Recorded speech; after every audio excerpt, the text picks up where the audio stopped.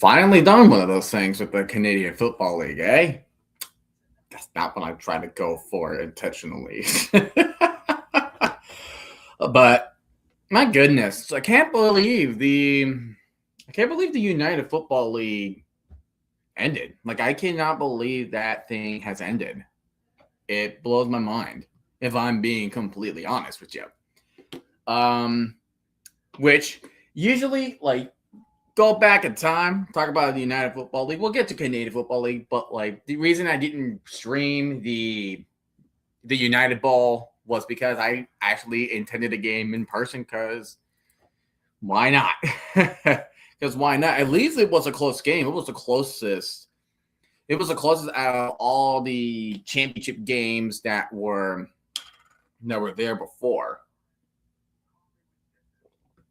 Stings that the Defenders lost, yes, of course. But we got ourselves a good game. It was a good game. Congratulations to the Louisville Kings for winning the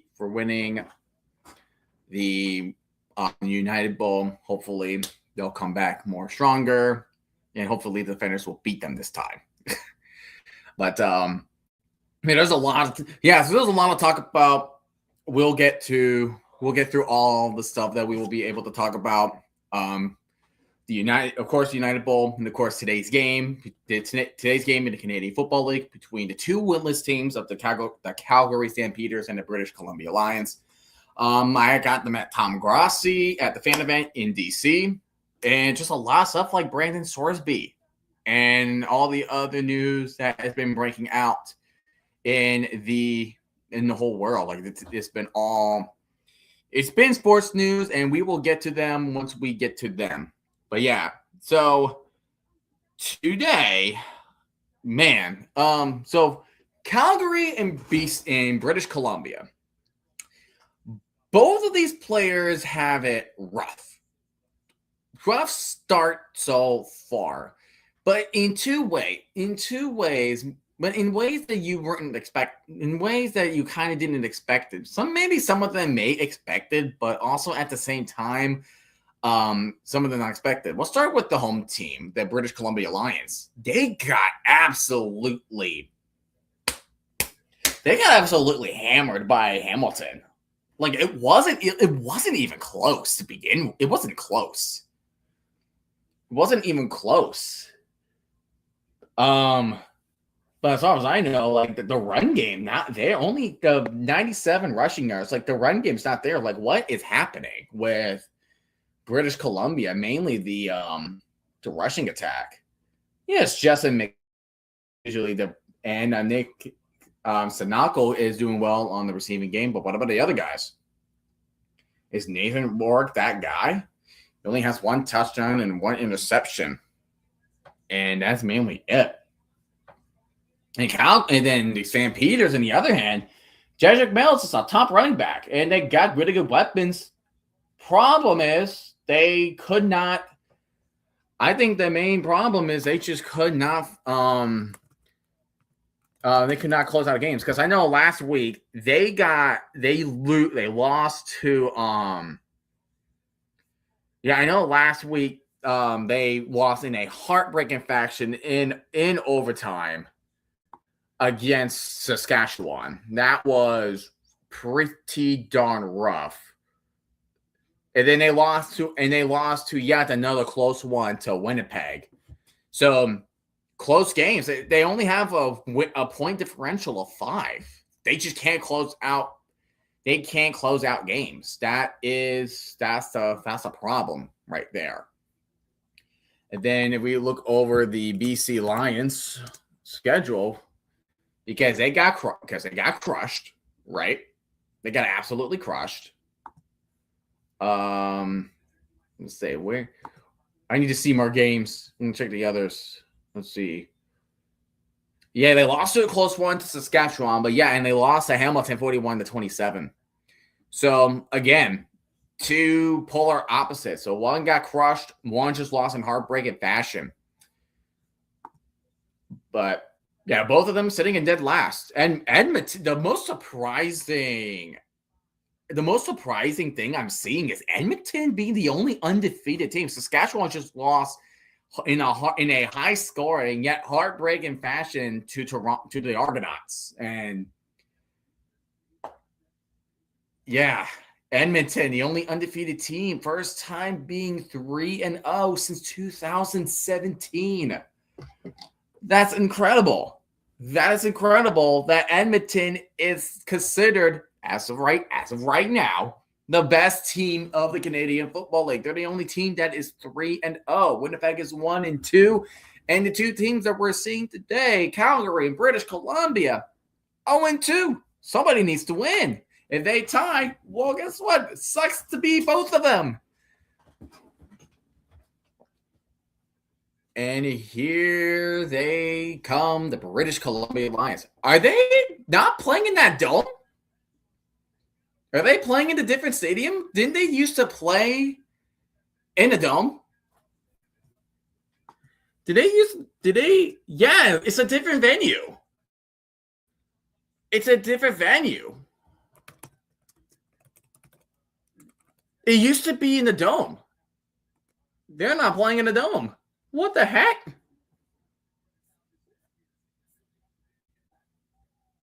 What? That's crazy. Why are they not playing in that dome? That's wild. That is wild.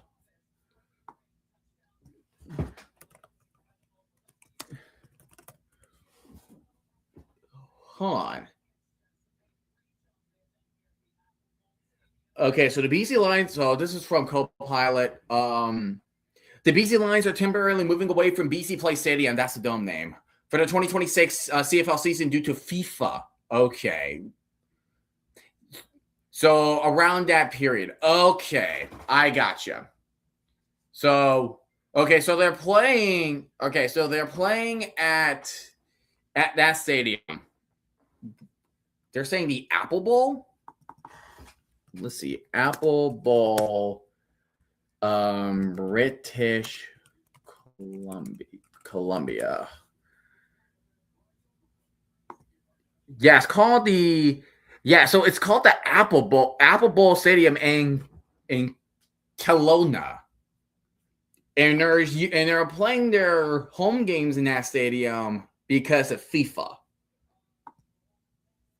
So BC Place is still their stadium. It's still their stadium, but it's temporarily starting June 13th. So starting June 13th, they will not be able to host for the first part of the regular season. So, okay, so they will be back. They will be back, just not right now. Okay, gotcha. All right, that makes sense. It was just weird. I was like, wait a minute, don't they play? At least you get a sellout crowd at least. But it's like, don't they used to play at a dome? So now they got to get used to it.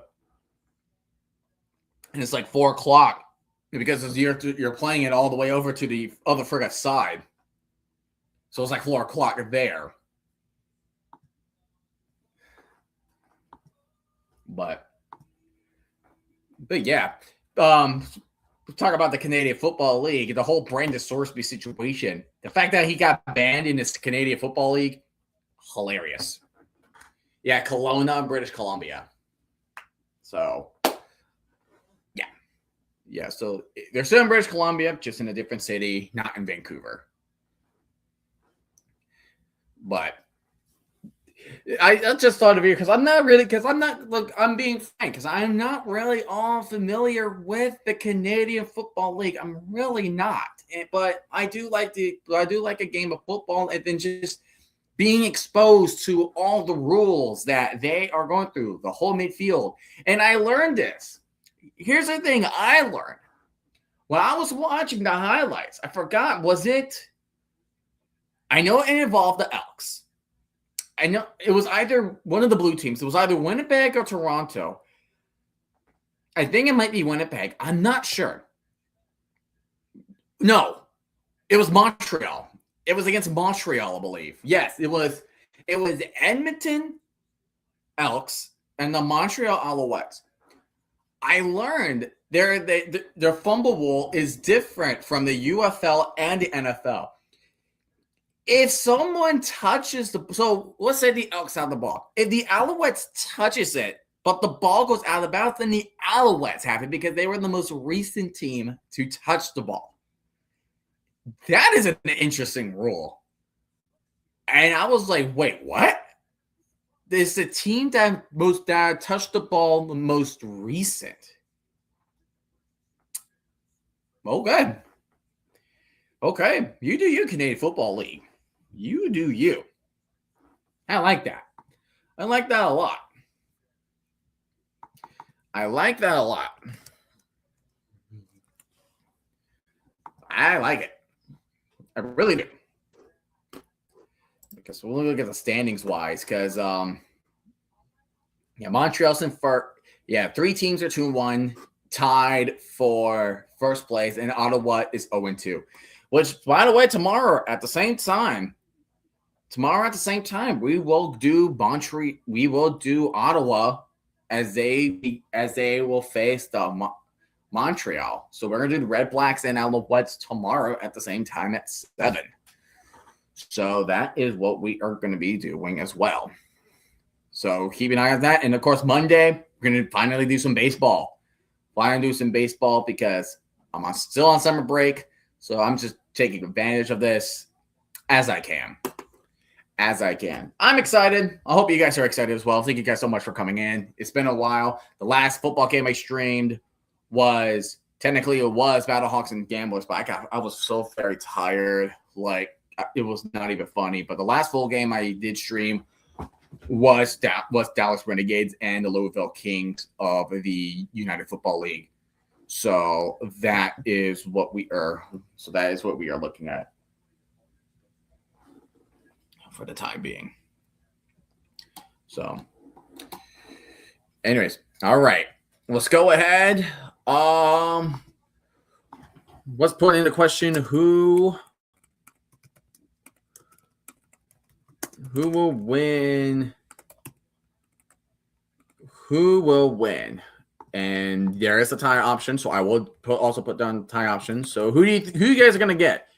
Are we gonna get the Stampeders, the Lions, or are we going to tie?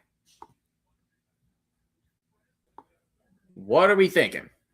What are we going to think, ladies and gentlemen? What are we going to think? Looks like we are about to go ahead and begin it.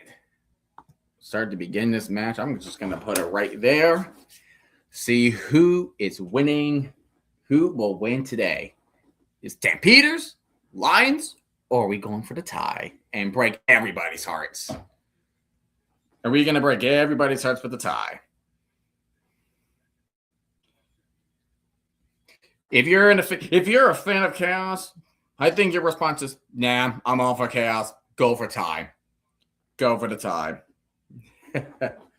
Alrighty, the game will officially be underway. It will be British Columbia's ball. It will be British Columbia ball. And that's going to bounce. Oh, wow. Buff. A little mishap on the onside kick. But they're going to discuss. It was a pooch kick. They decided to go with the pooch kick. Wow. So now does the fumble rule occur there? Is it still British Columbia's ball? Let's see. Because he almost got it. So close. Yeah, jumping in. Like, it's all about who can touch it last because that's the new fumble rule that we're talking about. And it's Calgary. It's Calgary ball. So they recover their own kickoff. That is hilarious. Instead of the Lions getting the ball, it's Calgary that will get the ball back. I'm a loss for words. Dude, that's something the Packers are. They're going to review this, so we're going to hold off on that for now. They're going to figure out who touched it. Because it bounced, didn't touch. That's where it touches. And then it just rolled. And then that's it. That was the last player who touched it. So was it Calgary? Was it British Columbia? It looked like Calgary. It looked like Calgary. Yeah, it looked like Calgary touched it. It looked like Calgary last touched it.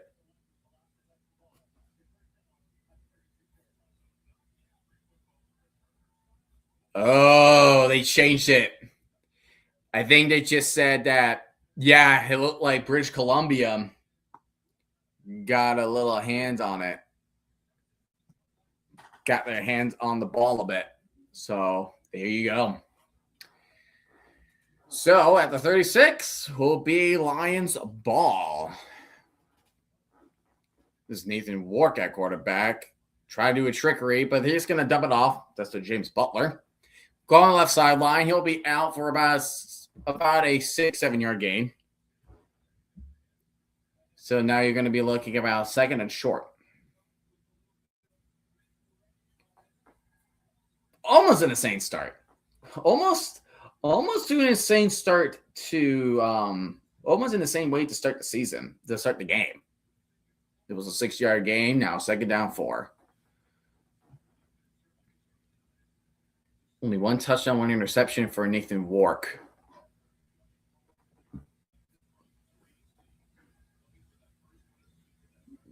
Go on play action. Wark is going to go way deep. And that is going to be incomplete. It was intended for Jackson. And looks like the Lions are going to go 2 and out already with 14-11. Forgot, like, you could get a lot more, like, possessions. And that was just overthrown. Looks like I was just overthrown, too. Unfortunate. But now Calgary will have a chance. Calgary will have a chance now.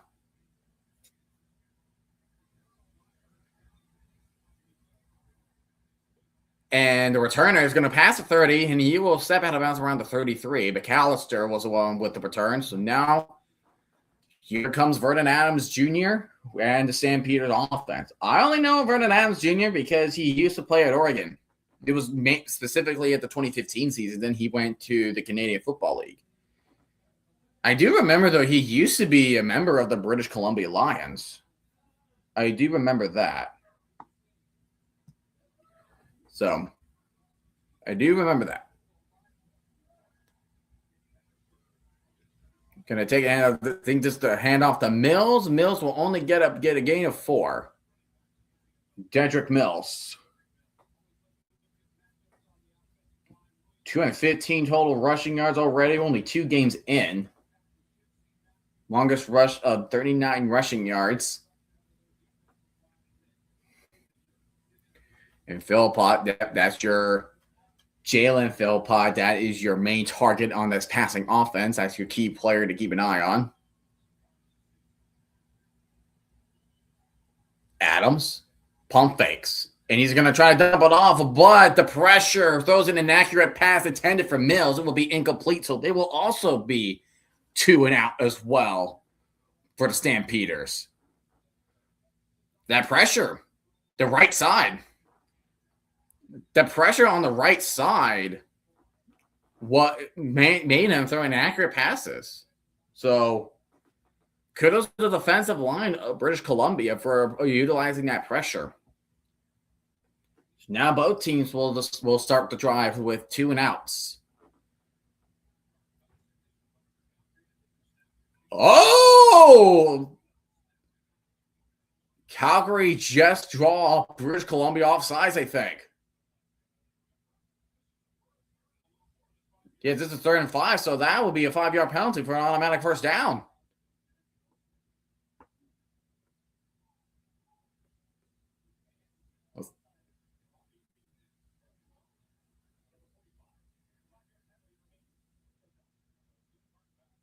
So, there's just going to be inches then. It's going to be like 3rd and inches. Yeah. So now do you reconsider punting and go for it? Because that's offsides. Do you consider going for it? They're huddled. It's a risky one. But sometimes you want to win games, you got to risk it. And there it looks like it. Ball bunched up, and he got it. That's a first down. Got a first down thanks to a mistake from the British Columbia Lions off an offside penalty. The British Columbia Lions cannot make those mistakes. You cannot make that mistake. That was on number 45. That got flagged. That got flagged for the play.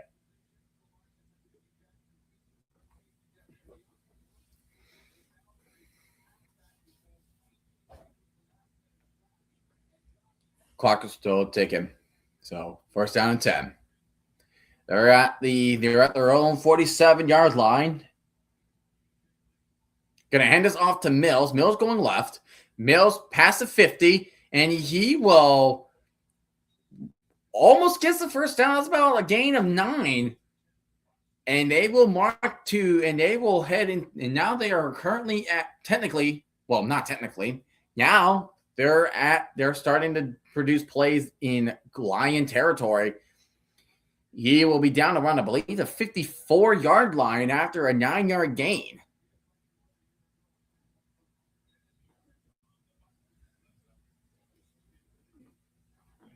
Man, is the offside penalty really going to give the Calgary the first points of the game, giving them a lot new life? Can the Lions of British Columbia figure something out? What can they figure something out? Present 10. Adams going deep, going right side 101. That gets going to get flagged. Yeah, number 28. He just straight up tackled him before the ball was even there. I don't know why you wanted to tackle him before the ball was there. That was intended to the best receiver on the team, Jalen Philpott. That's about as the most pass interference you can get. That's the most pass interference you can obviously get. Like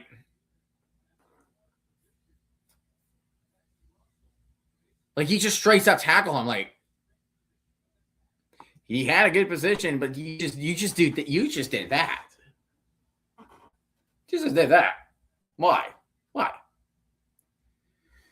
And now because of that, now you're in a red zone at the 20. Adams, he's looking. He's going to try to make a run. He will throw for the end zone. That will go incomplete.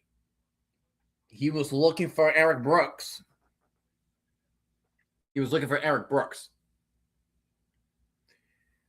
But second down 10, you just need to go to the 10 to reduce the drive. So two back-breaking penalties on the defense. Got the offside penalty, and then you have that pass interference. Like a cloudy day. It's like very light over there. Then the other side, it's like a storm. Let's see. Second down 10. Brandon Adams, that's going to be flagged. They're going to flag for offsides. And here comes a screen to Mills. And Mills is still on his feet. Does he get it for a touchdown? And they're going to call that a touchdown. The flag is there, but that might be offsides on the Lions. We'll have to wait.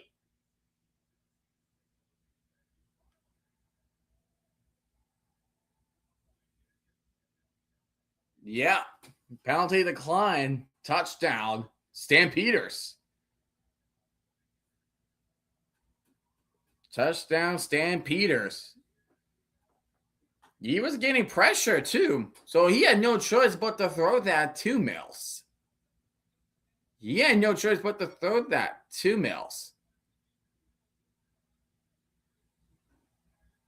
got to take another look at that. Let's see. Tiptoe. Does he get it? Just barely. Looks like he got it just barely. Kick is good. Calgary will take the lead 7-0 after the Lions just made a mountain of a Lego mountain of mistakes, small mistakes that led up to that touchdown.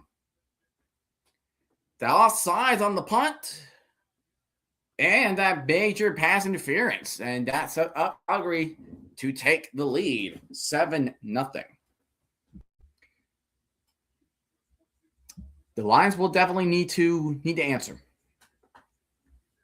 But all right, the Brandon Sorsby situation it's asinine. It's asinine. It's ridiculous. Anything that is a synonym to stupid, to ridiculous, so on and so forth, right? So on and so forth. It's like the whole thing. It's ridiculous. So like, first things first, I'm probably just going to stop the poll then because I'll just hide it. We're going to be there. I'm just not going to show it. But it's weird that. So he was originally not labeled as eligible. But then the judge granted him a temporary injunction, which grants him to play a temporary injunction that led him to play the season. But he does get a 2-game suspension, which means he will have to be suspended against Albany Christian. I believe that's how the college name is, and then Oregon State. Then he decides to leave Texas Tech and try to see if he wants to play in the NFL via the supplemental draft, which is like the hidden draft. Not the actual NFL draft, but it is a supplemental draft. But you do use your picks on those guys. But then the NFL said, you know what? I think we're good on the supplemental draft. I think the NCAA got this covered with Brandon Sorsby, so you can get to keep him. And then it was announced a few days ago that the Canadian Football League decided to ban Brandon Sorsby from playing because of gambling, which I thought it was freaking hilarious. Because I know the Canadian Football League does not take anything for that. And the British Columbia Lions will take it to around the 24-yard line for the return. So then now everybody's saying, well, you got to hope they're playing for the San Antonio Toros of the Continental Football League or the United Football League. And all I'm hoping for, and there's some people on Twitter or X that are thinking the same thing, have him on the Gamblers. It is fully destined to have him play for the Houston Gamblers, given the situation. It will be the most funniest thing in the world. That is illegal procedure. That is offsides for British Columbia. The players ran past the line of scrimmage when the ball was snapped. Oh, wherefore art thou the discipline for the Lions? Wherefore art thou? Where are they? Where's the discipline? Where's the discipline? Where are they? Where are we going? And now, second down. And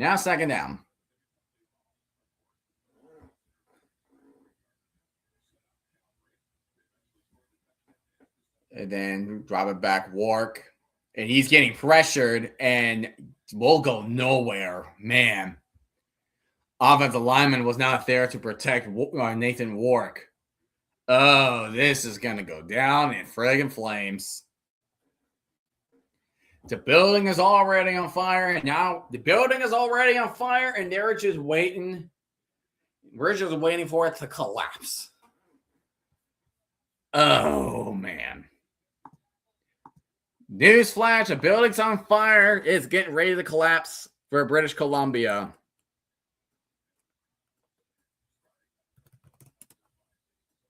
Stampeders will have the return to McAllister again with the return. Will pass the 30, and he will get down around the 34-yard line.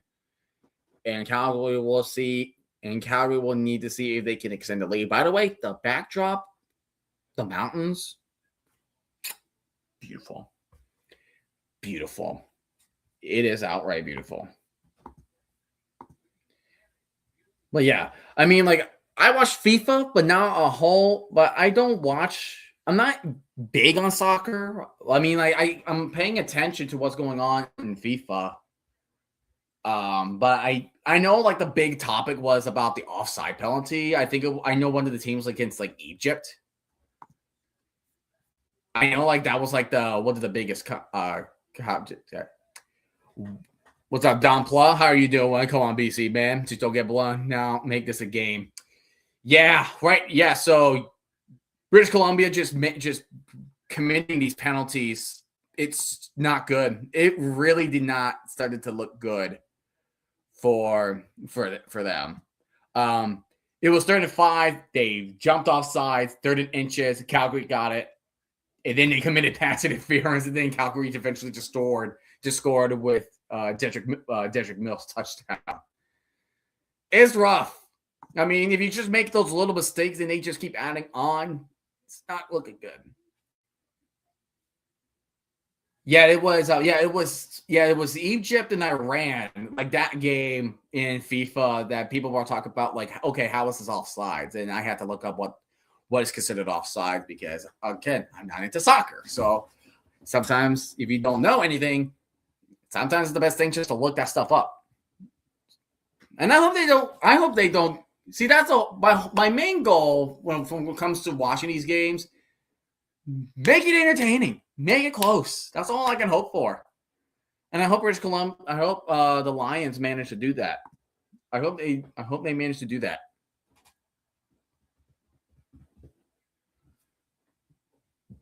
But right now, all offensive drives, duds.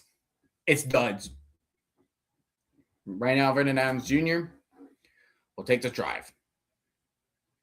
Play action. Gets tripped up. Looks like that was Eric Brooks that got tripped up, but he still made the catch and gets a decent gain. That's about a 6-yard gain. It will be 2nd down and 4 for the Stampeders.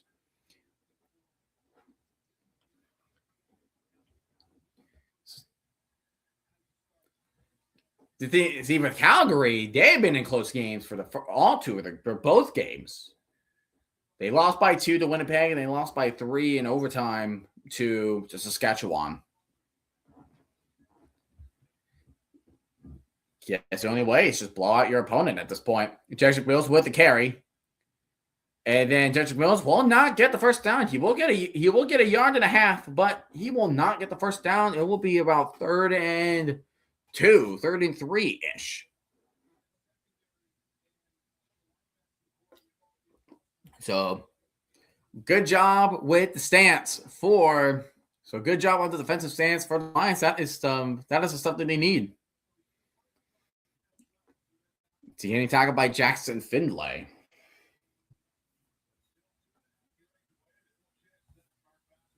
So there you go. You're doing things. You are doing things. Whoop, whoop. Still 7-0. This 3rd and 2. Both teams are looking for the first win. Oh, we were having a flag on the play. Did he say a timeout violation? That's the first I'm hearing that. Whew, 3rd and 78. Hot lead. 3rd and 7. I'm going to say 3rd and 78. My gosh, what penalty did they deserve?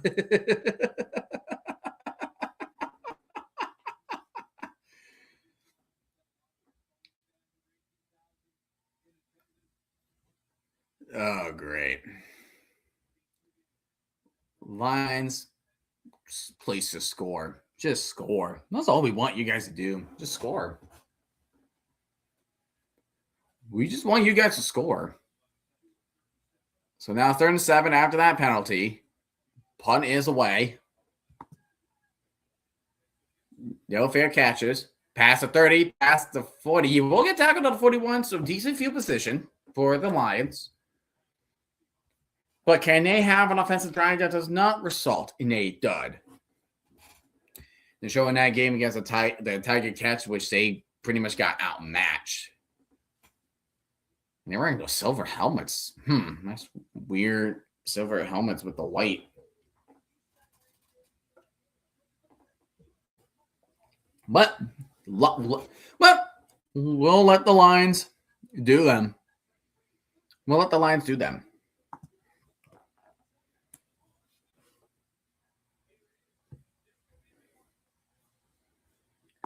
I'm not verified yet. Oh, no. What am I ever going to do?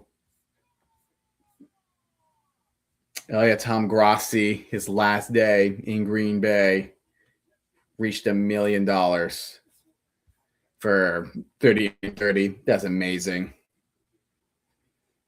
That is just amazing for what he did.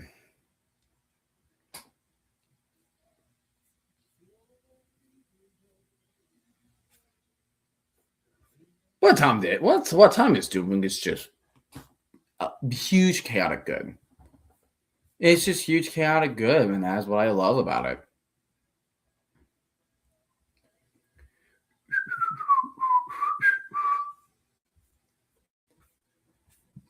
Yeah, and I got the chance to meet him in DC, which I will talk about later. I'll probably save that till I'll probably just save that to halftime because like the fan event there was amazing. Was just amazing. Holy crap. The meet and greet in Green Bay. Oh my goodness. That's a lot of people. Right outside, too.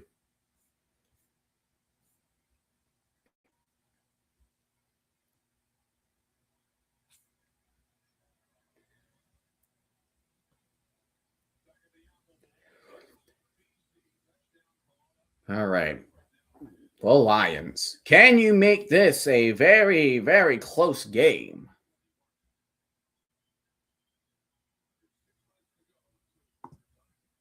Which one of these is the worst team?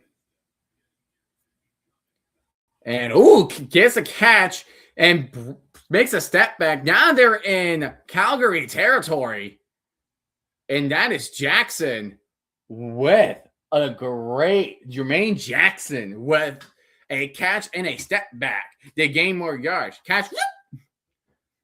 Just great awareness by Jermaine Jackson. That was amazing.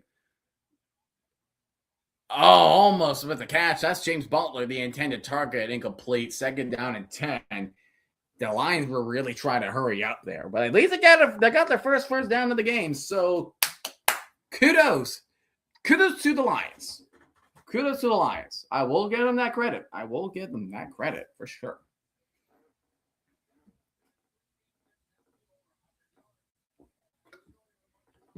But definitely the big receiver you want to keep an eye on is Justin McInnis and Nathan Cynical.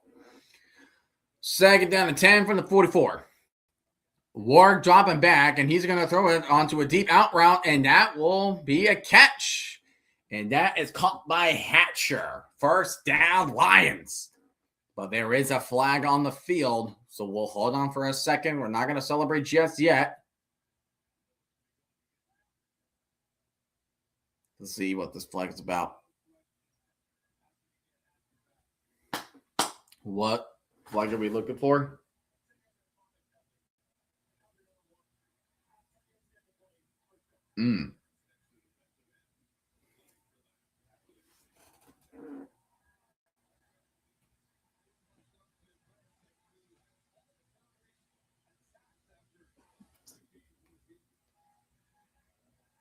Kind of hit Ward a bit. I don't think it will be enough.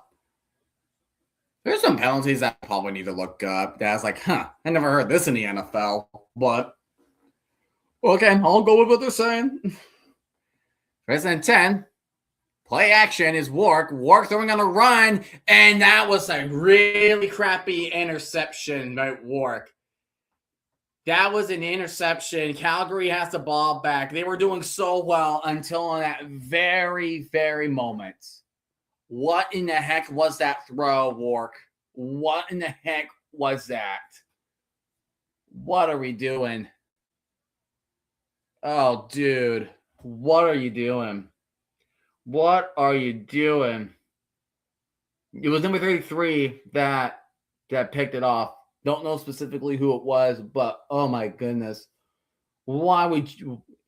Oh my goodness. Why did you do that?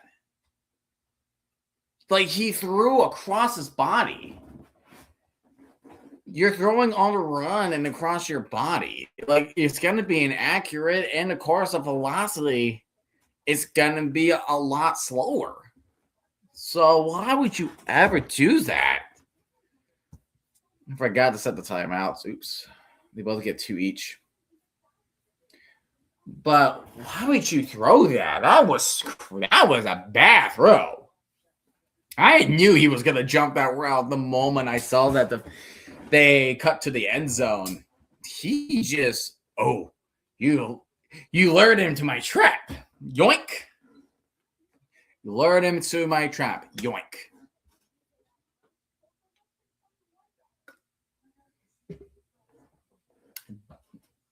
It was such a good drive. They had it going. It was 2 good passes, and then there was that interception. The offensive woes for the Lions will continue. That turned into another drive because this was an interception. Talk about rocket money, about like, how many of these, where, like, what am I spending on? What guy has 3 DoorDash accounts? What person has 3 DoorDash accounts? What the heck is what? And now my fiance telling me about like that some people do not trust Rocket Money. But seriously, what guy has 3 DoorDash accounts? What do you need 3 DoorDash accounts for? Brandon Adams gets tipped, and it is almost picked off. Almost picked off. It was batted down the line of scrimmage, incomplete. 2nd and 10.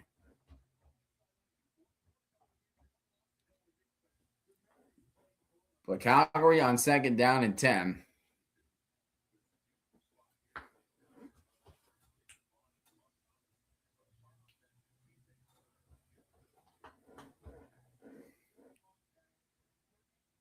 Second down and 10, Vernon Adams. They're at the 12-yard line after the interception. Dropping back. Pressure's coming. Vernon Adams is going to get dropped around the 2-yard line by Betts. And that is gonna make the punting. I mean, at least this is not NFL end zones. Your end zones are a lot bigger in the CFL. At least you don't have to experience having that short amount of time. But you're in a bad position. You're gonna give British Columbia a good field position, even though they may turn it over again. But they just surrounded him on all 4 fronts: the front, the back, and the sides. So really good job with the pressure made by and the sack made by Betts. Really good work. Really good job. Putt is now away. And he gets it to the 47 on the Lion territory. And it will pass midfield, pass the 50, and he will get down at the 49-yard line in Calgary territory. So, Lions, dud after dud after dud. Punt. And I believe now that was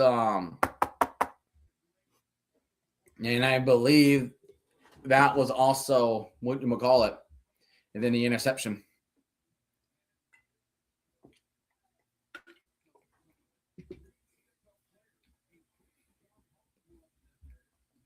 Needs to work and not make a throw like that again. He just can't. You just can't make those throws. You hand it off to Butler. Butler is still going. That's a gain of 7 on the run. Red Sox beat the Yankees today.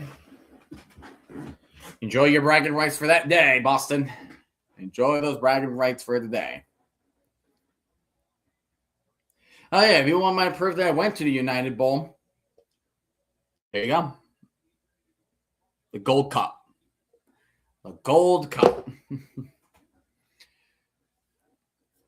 All right, we're looking at 2nd down and 2. You're going to hand out to Butler again.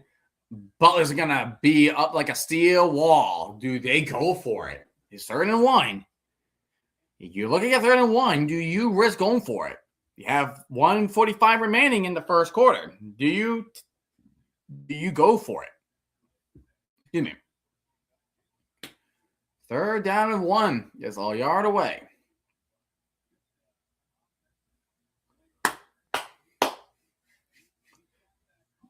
Let's see. Well, it may look like they're going for it because the play's still in the field. Yeah, they're going to go for it.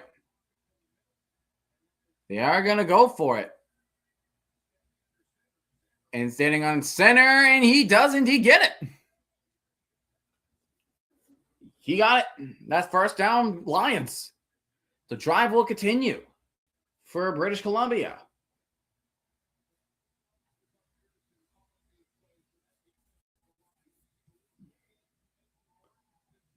Yeah, Matthew Betts was the guy who got the sack on to Vernon Adams.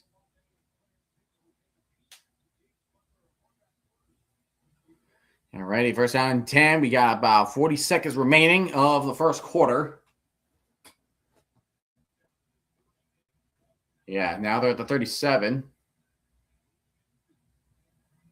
Play action, though. Wark going deep sideline, and oh my goodness, that was a hit and catch. I think that was intended to McInnes, but good defensive coverage, getting there at the right time, just knocking the ball out of there right when he's about to catch it, because I think he knocked it out right. He's about to catch it.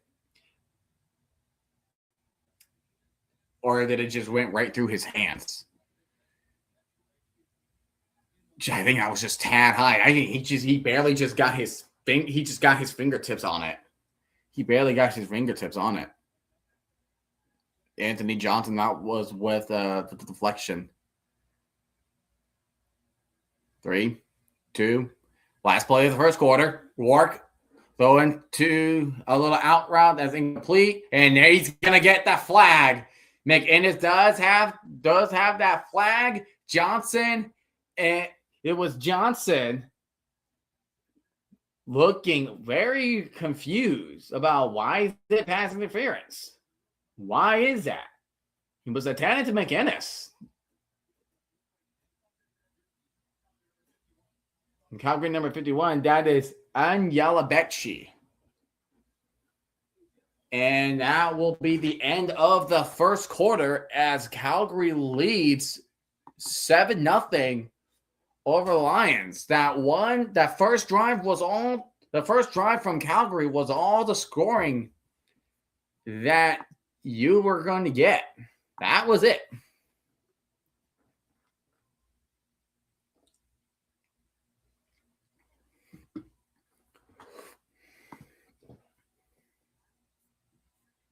But at least it's technically close. I mean, that's kind of what we were looking for. But yeah,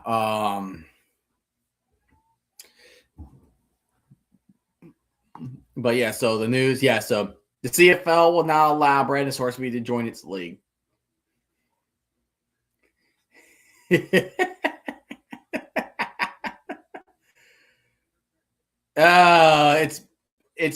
It's art. It's freaking art. That's all what this is. It's art. Then you say it's hilarious, and then this is how I find it. This is his destiny to join the UFL as the Houston Gamblers. And they pretty much use the big, please God, let's have it because it'll be so effing funny.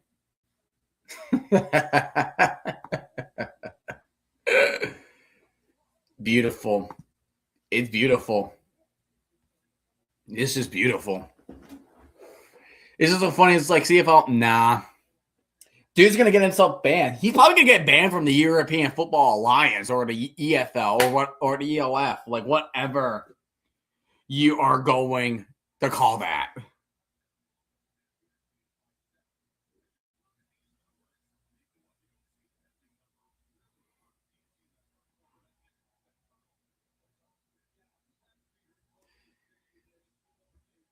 7 minutes while Calgary have 8. So they almost have both teams almost have even amount of time of their possessions. Almost even amount of time of their possession.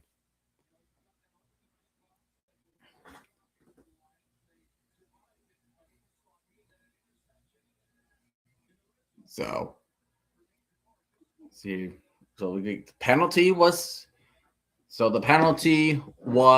pass interference on Johnson. It was on Anthony Johnson, the one who batted down McInnes earlier. So now he's going to get called for it. So now they're going to be at the 27-yard line, not in the red zone, but outside of it just. And that's a catch by McInnes, and McInnes tries to spin away tackles, but will be forced out of bounds at the 14, getting another first down for the Lions. And now they're officially in the red zone. You just have to hope that they don't turn us over like before. Because last time they were at the red zone, Warp threw a bad pick. He threw a bad pick. So you're at the 16. Not 16, 14. I literally said 14 before, too. Work. Dump it off. And then dump it off. And shakes a tackle. And he is in for the touchdown. British Columbia Lions. That is what you needed. That's exactly what you need. That was Alexander Horvath with the score. Nobody was paying attention to the screen, and he just did a little sidestep to break a tackle. All alone, runs, and whoop, he just do a sidestep and just make the two Calgary defenders trip on each other before he jogs to the end zone. There we go. There you go, Dompla. There's your game right there. Here's your close game. And the extra point is up, and that extra point is good. We are now tied at 7.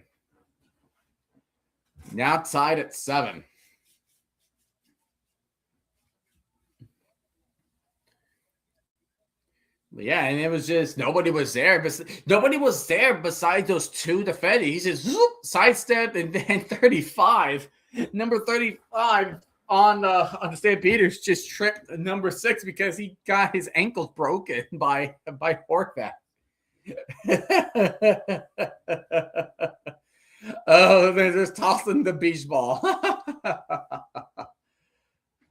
Oh, that's some good times that are happening in Lions Stadium. Now, Stampeders needs a response on their own to try and retake the lead. They were only good on the first drive, and that was it.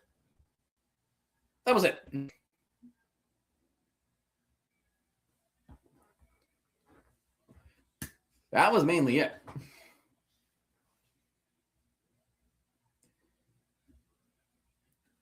With 13:52 remaining, both teams have both of their timeouts.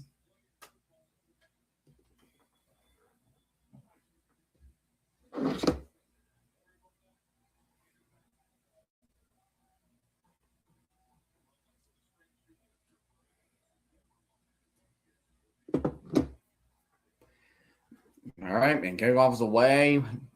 Let's see how Stampeders take a return around the 23, past the 40, 45, 50, and 55. He will get down at the 53. So really good field position by McAllister on Calgary.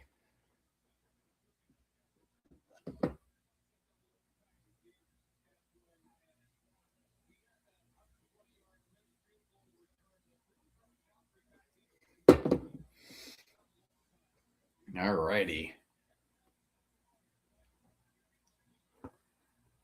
Yeah, a couple missed tackles here and there from the Lions. Please, you didn't allow him a touchdown.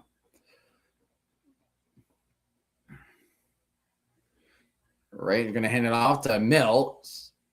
Mills going up. I guess several gains. That's about a gain of about, what do we say? That's about a gain of 3. Yep, that'll gain 3, so 2nd and 7. One more stop, and British Columbia will be Calgary. This is Calgary. The Calgary's trying to get revenge because they met the playoffs last year, and the Lions managed to managed to beat Calgary. Last time we did this. I think it was last year too. 2nd down and 7. Vernon Adams throws it as he was getting tackled, incomplete. And that is going to be 3rd down and 7 for Calgary. Defensive pressure once again from British Columbia. Fred Adams was throwing the ball as he was getting tackled. The front four. The pressure. That pressure is right there. For real. He was trying to get it to Eric Brooks, but nothing. Nothing was there.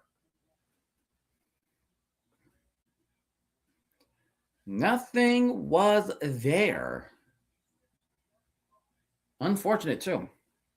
They're going to go for the field goal, and that field goal was up, and that field goal's good. The 56-yarder. That's a good kick right there.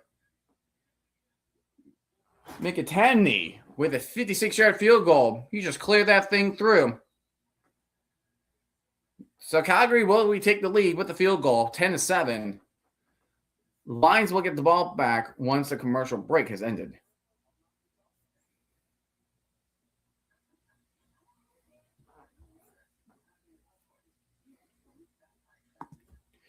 Oh yeah, the WNBA. Yeah, I'm here. I heard that the incident that happened with Caitlin Clark, she was facing against the Mercury. That was just uncalled for. Lisa Fever is number 7. Blink has been at the top ever since the season started. Yeah, 12-7, 2 teams, and then Mercury kind of climbing up a little bit, 7-13, but they got to get past the Portland Fire, the Mystics, and the Sparks. The last team that has the 8th seed, that is the Toronto Tempo, but they're 9-10, and they just lost today. They just lost today.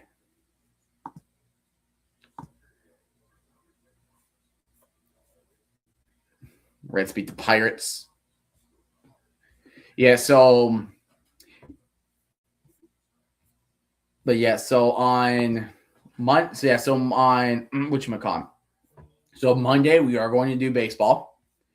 Rangers won against Blue Jays. So the baseball game we're doing Monday, we are going to do the Texas Rangers and the Cleveland Guardians on Monday at 7. So that is the game that we are doing.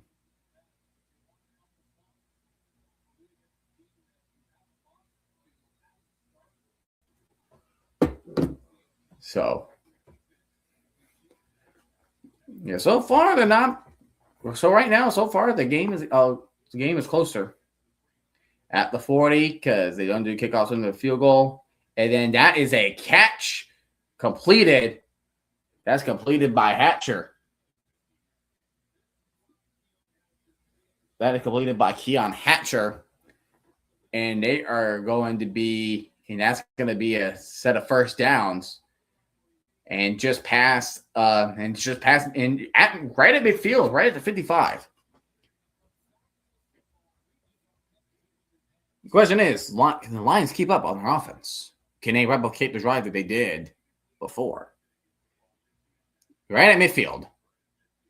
Go ahead and hand it off to James Butler, and Butler is going to get a gain of 5. He will be tackled at the 50 with a 5-yard gain. That will be 2nd down and 5. 147 yards. Yeah, so that's Keon Hatcher. High on Hatcher. But can Keon Hatcher replicate what he did before? You get that one catch. But now, it's time to make the playoff game beyond personal. It's beyond business. It's personal. Drop it back as Wark. There's a flag on the play, and that is caught.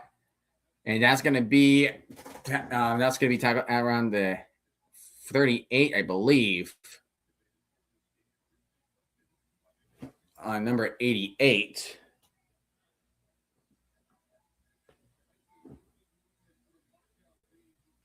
Let's see what the flag could be. It looks like offsides.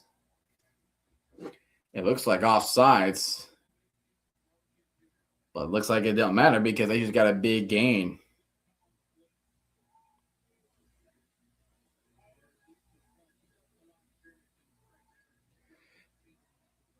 Yeah, he just got there early. Can't do that, Lee. First down and 10 at the 37.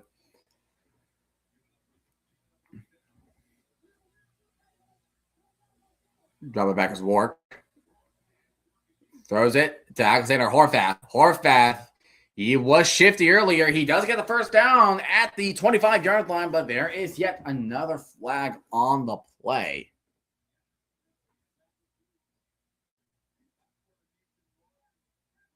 There's another flag on the play.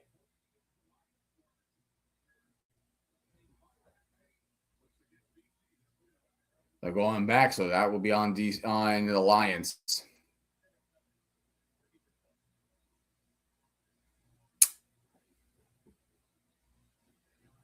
Looks like another flag on British Columbia.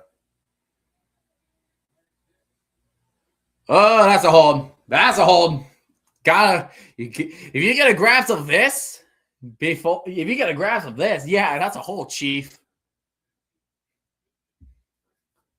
That is a hold, Chief. At least you're still at Calgary territory. Well, I jinxed that. Nork will get sacked at the 55, and that's going to be Wiley with the sack. That is Chuck Wiley with the sack. Well, you were far ahead. The penalty happened, and then you get sacked. Offensive lineman is not blocking for some reason. Wiley doing the guitar solo kind of reminds me of Derek Roberson in the DC Defenders doing that. Because Derek Roberson does that when he gets a sack. You look at 2nd and 26. Jeez Louise, dude. You got to chuck that thing deep. Yeet! And that was almost picked off. And because they got him out of field goal range, British Columbia will have to punt. They will have to punt. Yoink. He just threw that. And that was kind of go for the legs, too. So, yeah. Because a low hit, because mainly because they emphasize on roughing the passer lengths because of the ACL injury Tom Brady had in 2008. That's pretty much why they are now they've been emphasizing pass interference calls on the legs. It was mainly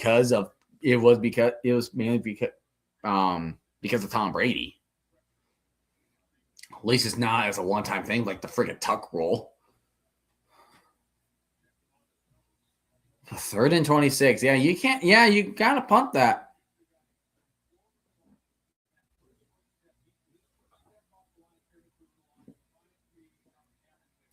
Third and 26. Good Lord. You gotta punt that. You had to punt that. What was that? He shanked that. What was that? He just shanked that thing. Did it hit like the side of his foot or something? Like, what the heck was that?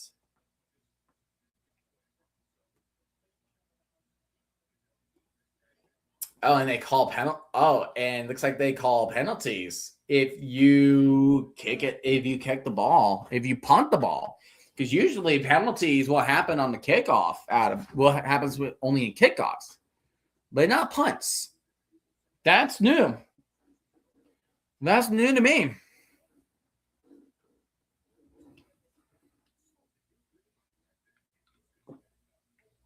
That right there is new to me.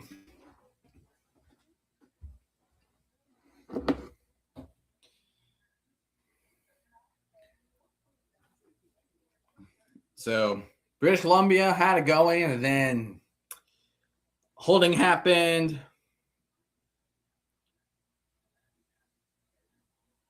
So holding happened, and the holding happened, and then you got sacked. So you couldn't really get anywhere.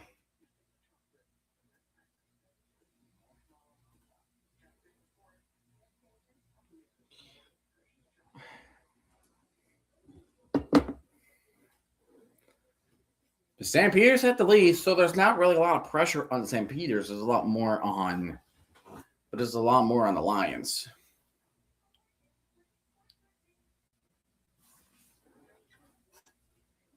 I will say, because it's been the first time since last year I covered the Canadian Football League.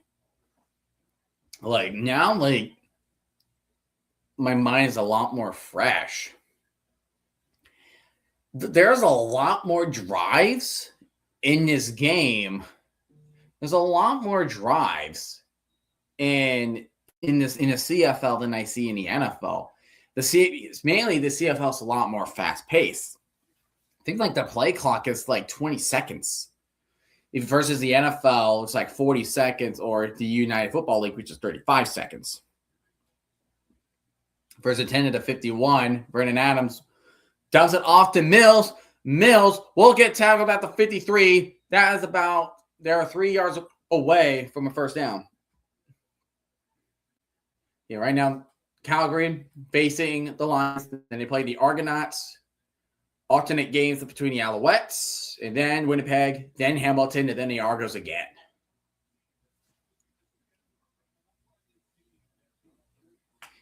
And of course, whenever the FIFA's back, they can go back to BC Place, to that dome.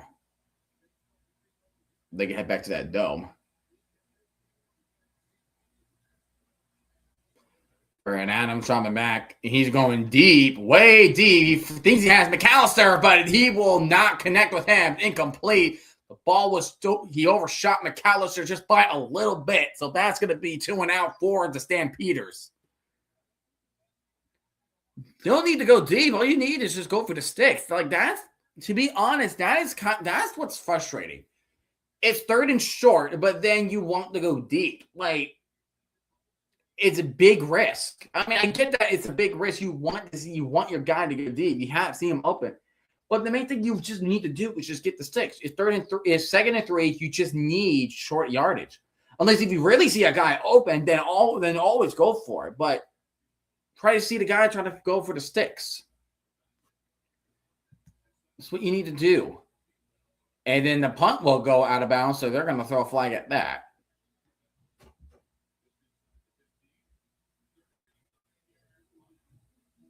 I thought there was no punt. I thought they threw a flag out there earlier because of that. He just overshot him. And Vernon Adams is mainly known for throwing accurate deep passes. He usually goes for accurate deep passes, but he just missed one onto McAllister.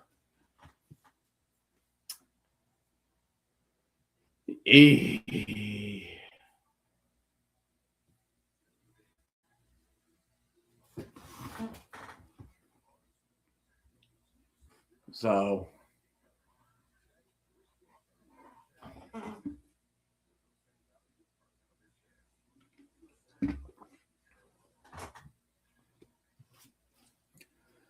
Flex Seal, it even works on the water. Oh my goodness.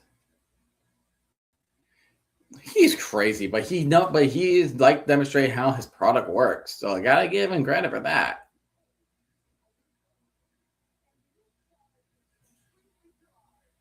That's incredible. That's just crazy. And the inside is completely dry.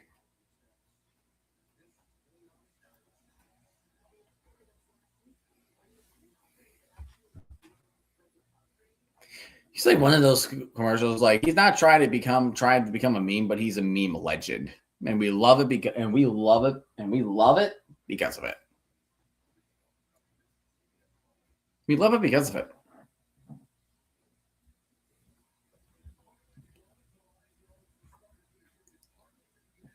You know, so no Stanley Berryhill, no Javon Catoy, no Seven McGee. That's a name. That is a wide receiver name, Seven McGee. Now that's a name I can get by, Seven McGee. Oh yeah. Oh yeah.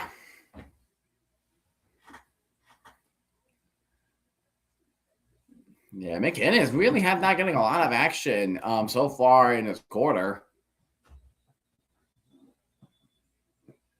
All right, Lions up. First down and 10. Throws it to Butler. Butler makes a diving catch. He will get a gain of 4. Second and 6. It's better than not getting anything. So second down 6 for the Lions. It's a good effort. It's a good effort from Butler.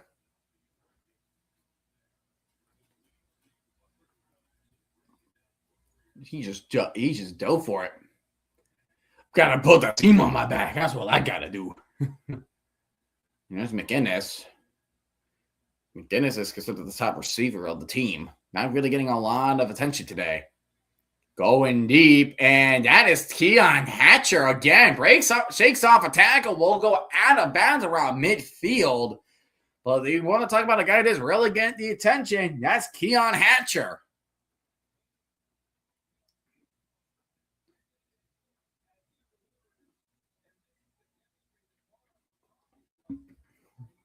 He had no choice but to throw. He was a throw that he was coming behind. The defensive lineman was coming from behind. But luckily for him, Hatcher was there. Hatcher Sr. was there when he needs it. 1 second later, and that would have been a disaster. First and 10 at the 53. Going to hand this Warwick play action. He's going to give it to Hatcher again. Hatcher really having himself a ball game today. Down at the 37 in Calgary territory. Good stuff. Yeah, that was like more. I think that was more RPO because he threw that almost immediately. But hey, if it sells Calgary, go for it. First and 10 now. Going back. Oh, is this going to be a trick play? And he's throwing it right back to Warwick. And Warwick is running the ball past the 30, past the 20. He will go down at the 16.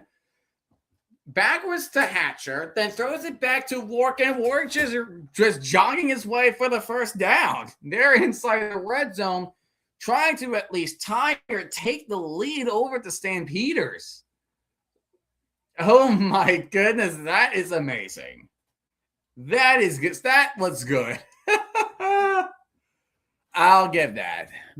Robbie Ryan will be proud. A little less in the trickery, and this will go down in history. That's what he would say.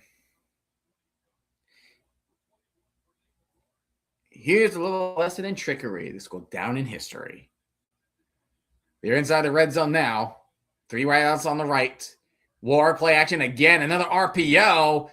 And, oh my goodness, the handwork. Jackson crossing into the end zone. Touchdown, BC Lions. They will take the lead for the first time today. Dude was tripped up, and he freaking army crawled his way to the end zone. He army crawled his way. He gets whoop, whoop, whoop, whoop, whoop. Not a single knee or elbow was down on the grass. Good, brilliant effort Jermaine Jackson with the army crawl to the end zone.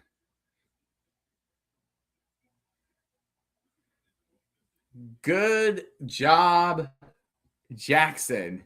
Waiting the extra point. Extra point is up, and that is good. 3:43 remaining. The Lions are up 14-0 after an impressive touchdown by Jermaine Jackson. Calgary now in trouble. They are now down for the first time in this game. But yeah, that passing attack, that was efficient. Rourke was very efficient. But the MVP we got to give to Keon Hatcher. You got to give a lot of credit to the guy to set everything up for the touchdown. And, of course, you got to give credit to the guy who got the touchdown of Jermaine Jackson. Just freaking crawled his way. Boop, boop, boop, boop, boop. From 5 yards all the way to the end zone. He just boop. 96, 5 plays, 96 yards, 3 minutes and 30 seconds. That is legitness. Legitness. Absolute legitness, my friend. Absolute legitness. Lions doing good things now. For now. Doing good things. And now they will kick it off to Calgary. Calgary really needs to respond. A field goal is not going to be enough. They will need a touchdown. McAllister with the return, and he will get down to around the 35-yard line. And there's going to be a flag. It looks like that might be on Calgary because the BC Lion player looks like he got pushed down by a Stampeder.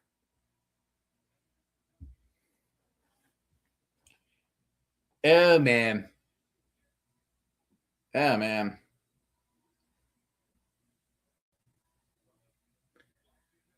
We are now at the halfway point of Major League Baseball now.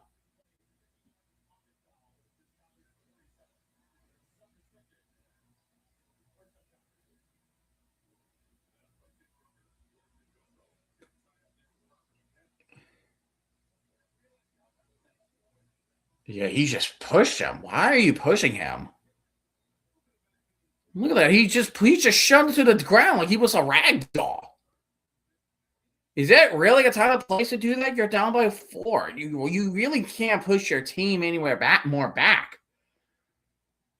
Vernon pump fakes. He's going to go ahead and run for it, and he will barely get the first down, I believe, or he's going to be just short. But this is no time to be shoving players. You just can't do that. And I thought Vernon was about to get sacked, but he's mobile. He's mobile too. And then here comes the 3-minute warning. Here comes the 3-minute warning. Stampeders will have the ball 14-10. Calgary will get the ball in the second half.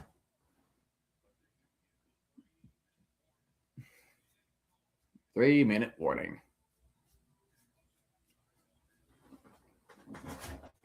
I wonder how many cars are there in the world. How many individual cars are there in the world?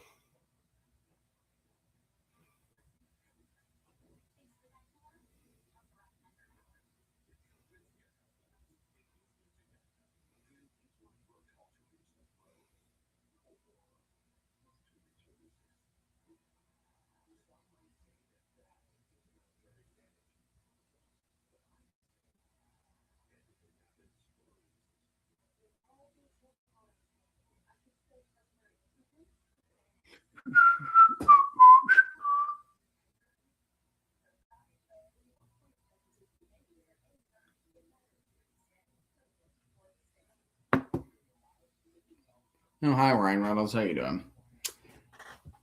But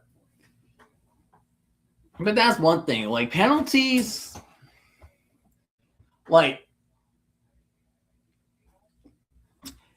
penalties can ruin the game. Like, it can ruin the team's chances of winning by in 2 ways. I can think of 2 ways. What if it's like if it's mainly the whole team that is committing all of those penalties? So like teams cannot stop committing holdings. They cannot start doing first downs or committing pass interferences. Like it's a whole team.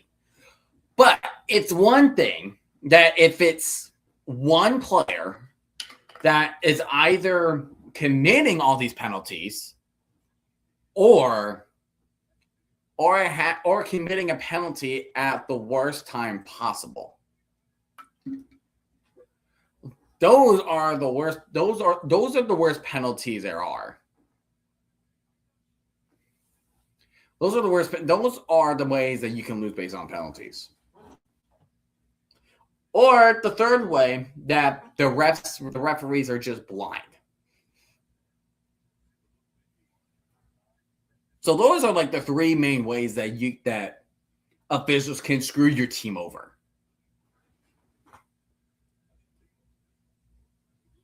That's it. That's the way.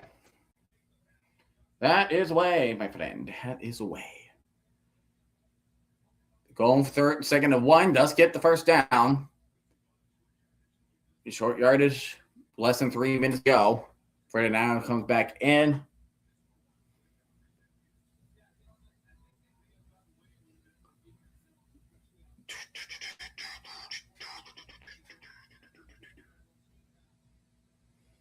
Yeah, Quincy Vaughn. He's usually the QB rusher on those short yard situations on 2nd and 1.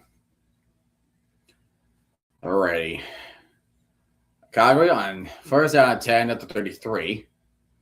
Play action. We'll dump it off to Eric Brooks. Eric Brooks trips his own feet. But we'll get a positive yardage, 3 yards to be specific. So 2nd down and 7.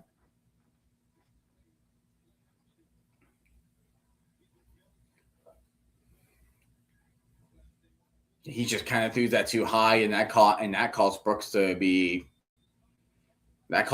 trip. So I think that was just a little bit of a bit too high of a pass.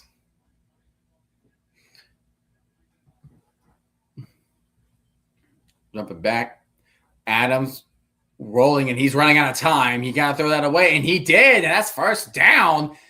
That is Barnes with the catch. Clark Barnes with the catch. Adams was getting pressured, being chased by a pack of lions. And here he is finding Barnes down on the left sideline. There were like 2-3 lions going after him, and he survived. He survived the mauling of the lions. He survived the mauling of the lions. 1st down to 10. First down 10 to the 46. Adams will dump it off to Mills. Mills will go ahead and we'll get the 1st down, and we'll get out of bounds at the sideline. And there's a flag. That looked like a face mask to me. That might be on Mills. I see a face mask. I see a face mask. I see a face mask. Let's see. Oh, that's face mask on the defense. Yeah, that's going to suck. That's that penalty. Remember those penalties I was talking about. But wait a minute. Both players are holding face masks, so I was right. So why come that was not offside? What?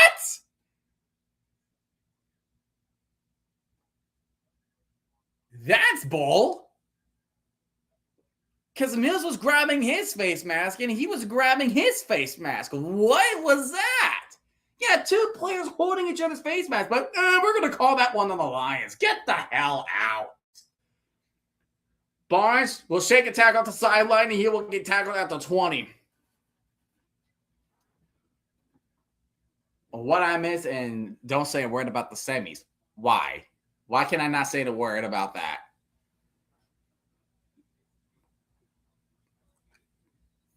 Let's see here. What did you miss? Well, Calgary got a touchdown in the first drive. British Columbia tied the game. Calgary can make the field goal. British Columbia then takes over it with a good drive in their own. Now Calgary is at the red zone at the 20. Fires a dart now past the 10. We'll get down at the 6-yard line. And that's the receiver, Jalen Philpott, which we finally called his name. Ow. I forget the storm. Well, it was heartbreaking, but at least it was worth it. At least the game as a whole and all was worth it. It was worth it, my friend. It was worth it. First down the goal at the 6. We're gonna dump it off. Oh my gosh, you missed that? You missed that pass to Eric Brooks. How did you miss that throw? How did you miss that throw? You had him. You had him. You freaking had it. How did you miss that throw? It was right there. It was right there, man.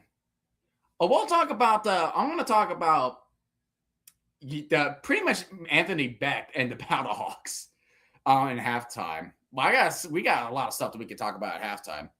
Vernon Adams throwing for the end zone, and that is a dot touchdown. Calgary, they retaken the lead. It's now 16-14, depending on the extra point. But Calgary made a 3-minute drill drive of their own, and they will retake the lead over the Lions. Although the Knicks won, so can't complain. Yeah, at least you're not a fan of the Spurs. Spurs are having it rough. They became the new Atlanta Falcons, even though they won multiple NBA finals. But right now, like that, they complete the choke of the NBA finals. Extra point is up, and it is good. 17-14, British Columbia. Wemby's overrated, but to be frank, that was his first gig in the playoffs, so he will get better. I know it's his third season, but he will get better, hopefully. But yeah, the Charlotte Hornets traded away LaMelo Ball for draft picks and Naz Reid by the Minnesota Timberwolves. So. Fun while it lasted. It was fun while it lasted.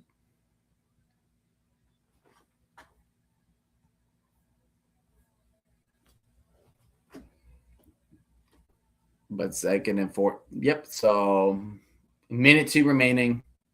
Both teams still have 2 timeouts.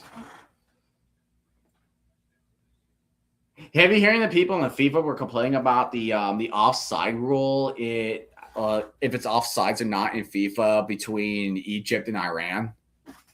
So many people were so confused, and I don't watch FIFA a lot. I don't watch FIFA mainly, but just hearing people just going crazy is hilarious. Returning from the 20, pass of 30, will go down. Oh, and looks like there's a fumble. And it looks like that's going to be Calgary ball. Oh, man. That's a flag on the play, too. Oh, no. Oh, no. Oh, no, no, no, no. Oh, no, no, no, no, no, no, no. And there's a Calgary Stampeder hurt. Oh, no, no, no, no, no, no, no, no, no. Oh, BC, what are you doing? Oh, no. Oh, no. What's up, RFK? Jesus is Lord. It's holding.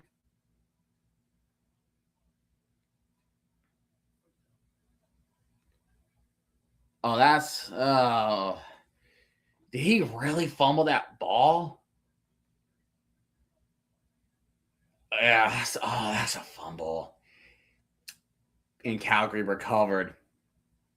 Only here for a few minutes, and I'll watch the World Cup and then return. Go BC. British Columbia just fumbled. They fumbled on the kickoff. They just got called for holding, but it didn't matter. Penalty got declined, but there was an injured Stampeder on the field. But that's 2 turnovers. Especially at this crucial moment because Calgary can make it to a 2-possession game. You cannot just have that happen. Ball security. Miller Melicon was a player that is down. Do you know my CFL team? Is it British? Is it the Lions?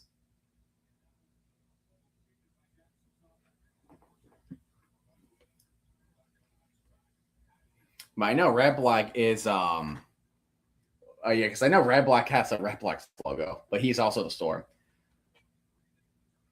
What is it? The Argonauts? Brendan Adams, deep pass, gets those that pass to Brooks, gets to the 13, 44 seconds remaining. Calgary trying to extend the lead by 10 at least.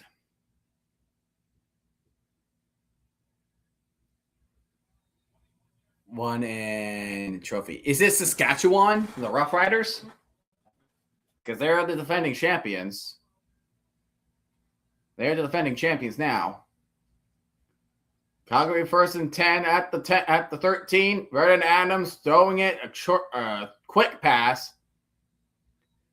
You get inside the 10. That is Jones. It will be second down. 27 seconds remaining. Yup, reigning champs, baby, is Saskatchewan. That was a heartbreaking loss against Toronto last night. That was a rough game. That fumble at the fourth quarter kind of killed it. Brandon Adams, kind of throw too high, but he is short of the 6. To Dedrick Mills. He is short, 17 seconds, third down now. Do you go for the field goal, take your guaranteed points, or do you go for it? Or do you go for the dagger? Yeah, Calgary 0-2. Yeah. They're going for it. They're the one.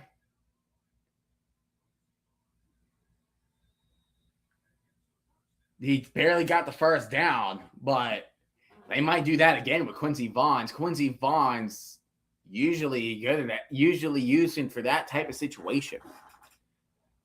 Thoughts on Sorsby? Stay tuned for stay tuned for halftime. Stay tuned for halftime. Oh my gosh. Stay tuned for halftime. I'll talk about him. I'll talk about him. Just get your popcorn ready. Handing it off. Does not get it. 9 seconds. 8 seconds remaining. Dedrick Mills does not get it, but they might use Quincy Vaughns on this one on second and goal. I think the Gamblers will still reject his ass.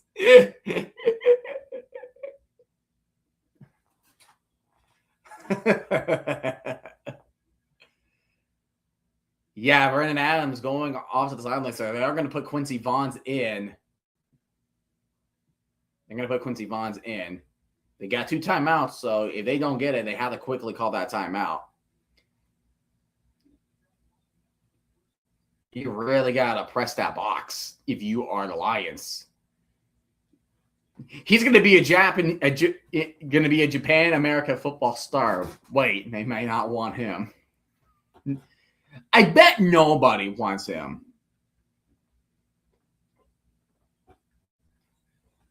But still, him to the Gamblers will be hilarious. All right, here we go. You're gonna sneak it in. Here comes Vaughn. Does he get it? Does he get in? They're going to call it touchdown. Calgary with the sneak with 3 seconds in the second quarter.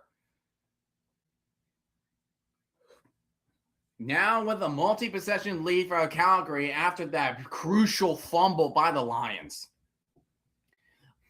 If the Renegades actually do sign him, Austin Reed is going to light a fire under his own ass and win the job 3 times over. My cousin's Little League wouldn't want him. Dude, the freaking London Silly Nannies probably won't want him. Just think of the name for a second. The London Silly Nannies. They probably don't want him.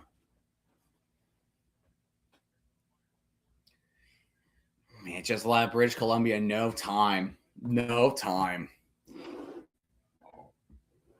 Hicksville High School, the worst team on Long Island, wouldn't take him.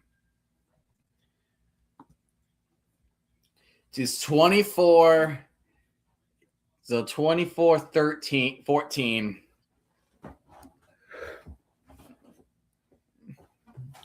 Yeah, so 24-14, Calgary extends the lead after that bad fumble. But Lions just had bad turnovers. They got an interception that resulted in the score. They got a bad interception, and then they got that fumble. So, yeah, not in a good spot. And guess what? Calgary gets the ball in the second half. Oh, Lions, you're so screwed. So screwed. You had to play good football. The Jets wouldn't take him. Oh, wait, they will next year. Yeah, you're done tooting. Oh, Red Blake just graduated high school. Oh. Congrats. As long as he has a decent amount of rating, he will be a Jet. You know our plan. You know exactly our plan.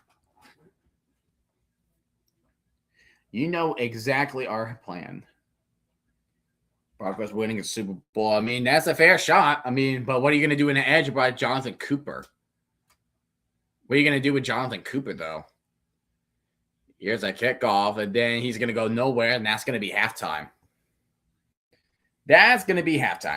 All right. All right, let's go ahead and talk about the whole Brandon Sorsby situation, right? It's so hilarious. I feel like if he was not so confident about thinking of joining the NFL after all the shenanigans, he would still probably play in college football right now. Despite having like teams like the teams in the Big Ten and other teams in Texas or other FBS schools would not want to play against Texas Tech because of Brandon Sorsby. But then, like, he thought, okay, I'm just going to go to the supplemental draft. And the NFL is like, nah, we're not going to take him. Absolutely not.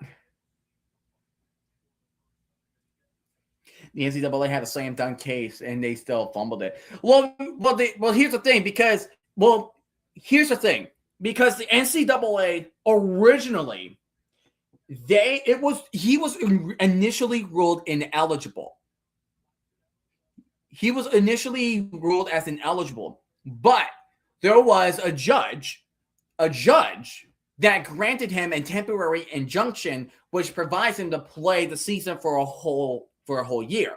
But they decided, okay, you're going to be playing for the year, but we will serve you a 2-game suspension, which is Albany Christian University, which is the FCS school, and Oregon State. Those are going to be the games that he would have been suspended at.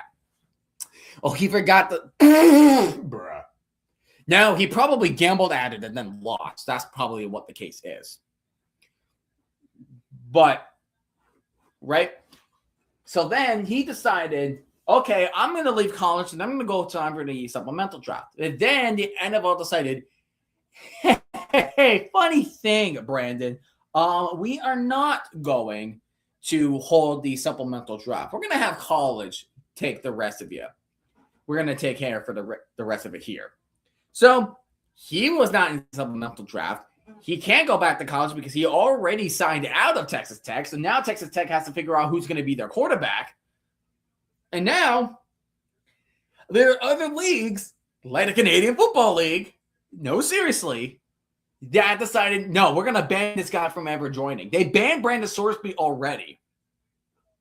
Exactly. I like how the CFL even said, nah, and their league is dying. Dang.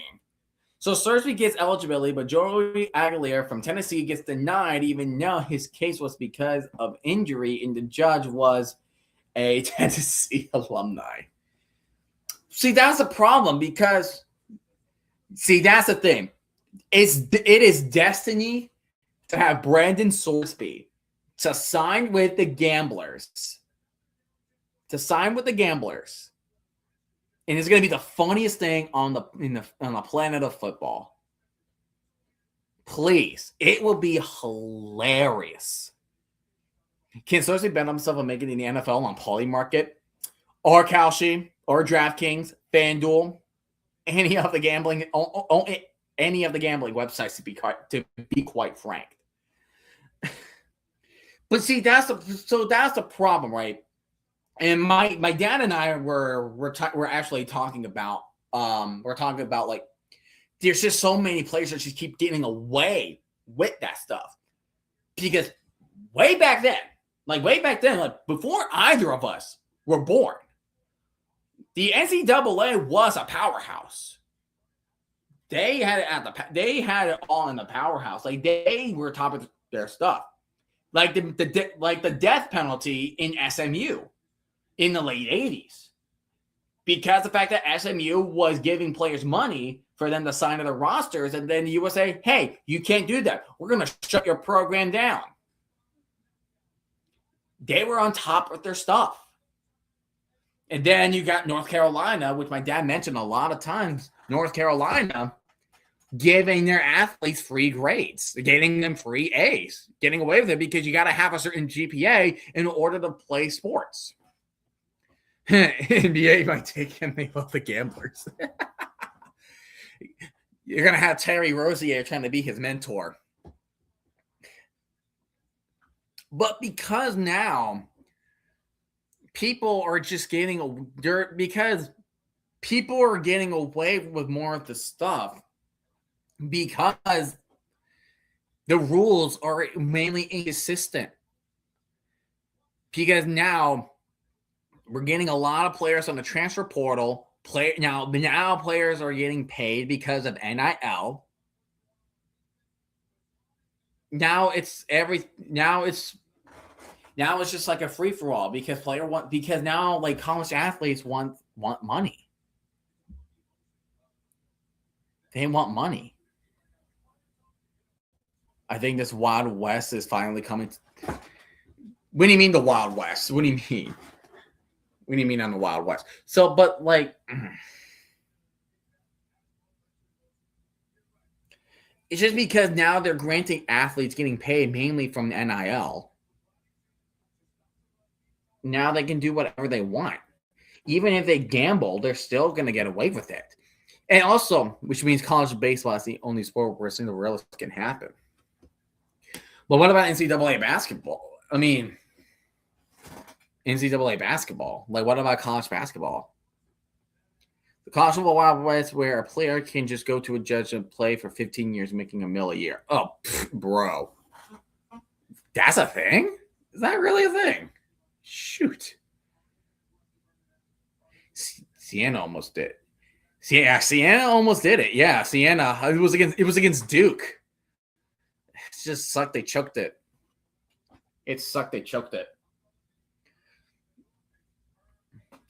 Oh, right back. So here's a problem. The death penalty was. Let me go back to that comment.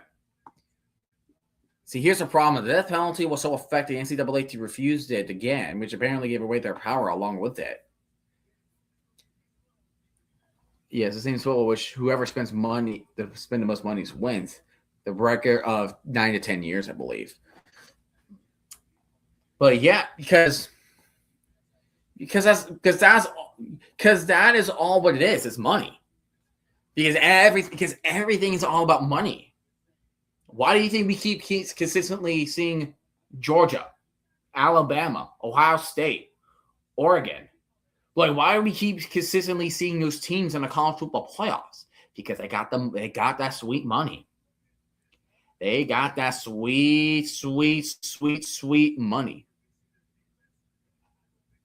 And also, like for the players that did not have money. I mean, UAB in the mid 2010s, like they got their football program ended because they never had the money. Because Alabama never supported Alabama Birmingham. They were mainly supporting either Alabama or they were supporting Auburn. UAB was shut down mainly for political reasons on, okay, where should we spend the money for? Oh, and who's going to be the coaches? Okay, you want Jimbo Fisher? No, he's going to the other team. Close looks like Gonzaga now for baseball. In the late 2000s, any other conference could put a decent team. Yeah, like look at 2007. Like 2007 was a college football year just full of chaos. Like it was full of chaos. Freaking South Florida was like they were number 2 at one point. South Florida, Cal was number 2. Like everybody was number 2. West Virginia was number 2. And whoever was number 2, they were getting canned. It was a curse to be number 2.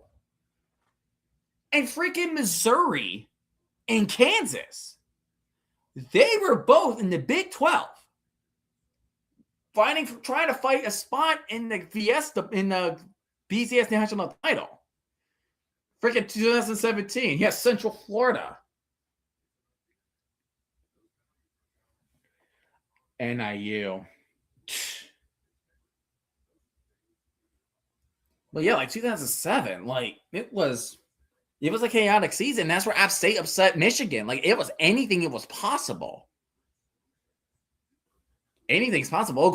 In order Coastal to be good at football, they just got to keep up with James Madison. And heck, maybe even Old Dominion, because Old Dominion had a 10-win season for the first time in their program history. The 2007 champions. Here. Meant to talk about this. So, hold on. Let me go to my profile. Let me go check.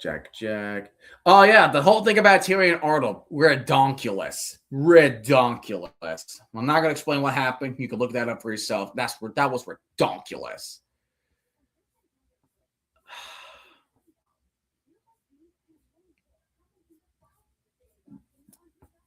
But it was redonkulous. Oh, he's so smart, right? He was so smart. Oh my gosh. He was so smart. Oh my gosh. Dun dun dun dun dun dun dun dun dun dun.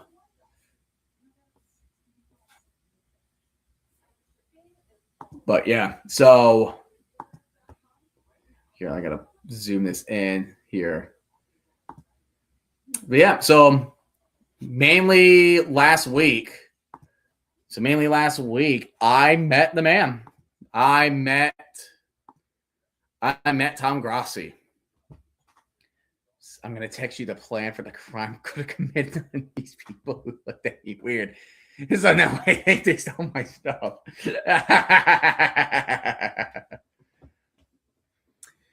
Yeah, that's the thing, and that's a crazy thing too. That's a crazy thing too. He could potentially face life in prison. That's what's ridiculous. That's what's crazy. Dude's going to be covering. He's going to do one on runs with Henry Ruggs behind bars. Yeah, that's not Tom Grossi. That's Wildflower. Oh, hey there. But yeah, no, like meeting Tom Grossi, he was a very genuine. He was a very genuine person. Like he was such a very kind-hearted person, and he raised $1 million, over $1 million, so he's gonna get a tattoo. I've been on him getting like life or like 80 years. Well, for president. Well, he's got to find a way to fix that swimming pool. That's what he needs to do. He's got to find a way to fix the swimming pool. But yeah, so like, because I'm a teacher. I completed my first year as a sped teacher. That was fun. So like, I told him about I completed my first year, and he said, "Hey, that first year we'll kick your ass, but as you go on, you start to tweak things that are on what is working for you, and the Dolphins like the Super Bowl." And what wasn't working for you. And then we actually started talking. There was a good amount, and there were actually a few people that were like myself that was wearing DC attire. Some of them they had like because most of them had towels. Like most of them had towels for him to sign. And I just made up a sign, and then I was wearing my attire because I was representing the Defenders. I even because I was wearing Jet socks, so I pulled up the Jet socks right here, and it's like because let me tell you, traffic to DC sucks. It sucks. Give us a lesson like Grassi does teach us. I'm trying to work on that. I'm trying to work on that. I'm trying to work on something that is more like kind of more like sped related. Like that's what I'm trying to do. That's what I want to try to do. Like just give it like a presentation and give a lesson. That's not bad. I like that. I'm going to star that. I will star that. Give us a lesson like Rossi does teach us. And then we were talking about spring. And then, because I got there early because like I wanted to avoid traffic, and I went to the Museum of American History, and what was going on there was on 2 of the 3 floor levels, there were college students that were from different states, and they were giving like a piece of history. One of them that caught my attention was someone did a piece of history on the interstate system, the interstate highway system by Dwight D. Eisenhower. That really caught my attention, and we had a great conversation about like interstate. Like it started in 1956, but the interstate system wasn't completed until 1992. I was like, really that long? It took them that long? Like I had such a fascination on roads, the interstate system. It was fun. Like it was I'm a wrestling coach for my high school. Actually, I coach little kids. Oh, that's awesome, Red Black. That is awesome. That is freaking amazing. That is awesome. The interstate's the best thing in America. Yeah. Yeah, that's the thing. Like whoever like designed about like how it works is a genius. Odd numbers means that it's north and south. Even numbers is east and west. And then because this is mirror. Like look at this. 5, 15, 25, all the way to 95 works like this way. And then from 10 to 90 goes from down to up. Like whoever came up with that is a freaking genius. They are a freaking genius. And the people, of course, at the fan event was freaking outstanding. Like it was phenomenal. Like it was the longest Tom Grassi was there. He was there for almost 9 hours.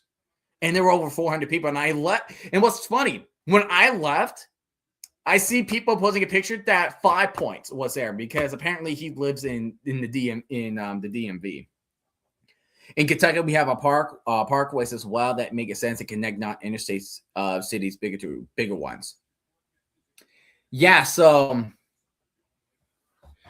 RFK is he's the Kentuckian. Like he likes giving a little piece of a sprinkle of Kentuckian history. Anyways, we're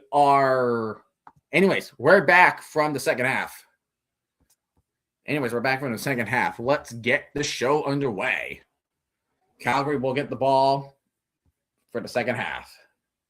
And here comes McAllister once again. Pass at 35, and he'll get down around the 38. Yep, he's a Cards. Yeah, he's a Cards fan. I believe so. RK he's a Louisville Cardinals fan. He likes the Indianapolis Colts. He likes the Vegas Aces, I believe, in the WNBA. He likes the Vegas Golden Knights for hockey. Right now, I should believe he likes the Saskatchewan Rough Riders. No, I said Louisville. Yes, I know it's not Louisville. It's Louisville. It's like saying Louisville with marbles gargling in your mouth. Yeah. Yeah, sorry. At least it was. Well, at least it wasn't like Spurs and Knicks. At least it wasn't the Spurs. To be honest. Because to be honest, I'd rather be a Knights fan than a Spurs fan at this point.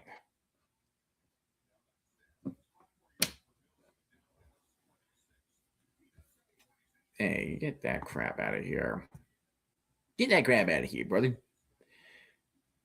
Anyway, it was second out 5, and he's not going to get anywhere. So that is going to be 2 and out for Calgary. Do I know what your college hockey team? Oh, gosh, no. Oh, man.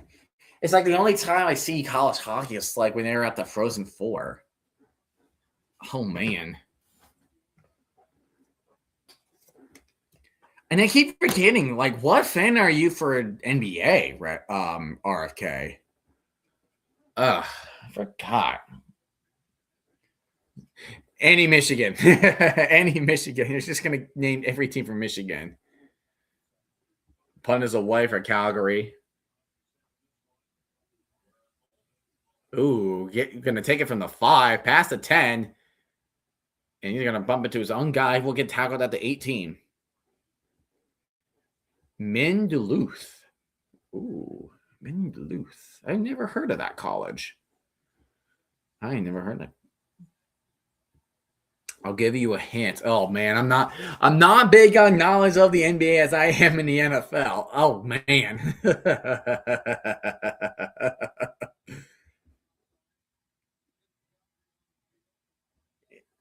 It's only Division 1 for hockey. Oh. Wait, you can be Division 1 for hockey, but you can be in Division 2 or 3 for other sports? That a thing?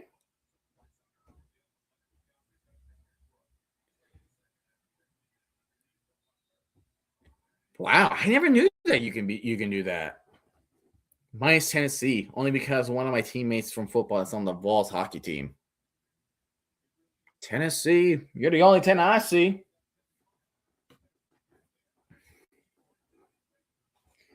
You're the only 10 I see. But what's the player?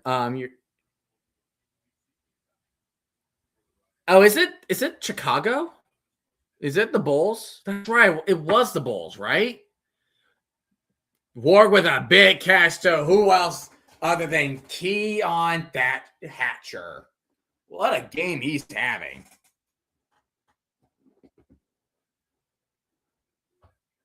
Yeah, because he counts 6 trophies. Like I said, I'm happy. Like if you're a Spurs fan, it's like you got to feel sorry for them. Here's an open pass again to Jermaine Jackson, another deep pass, trying to make it a 1-possession game again. Kobe White. Oh yeah, Kobe White. Hey, we got him. That's right. The Hornets traded for Kobe White Kobe White.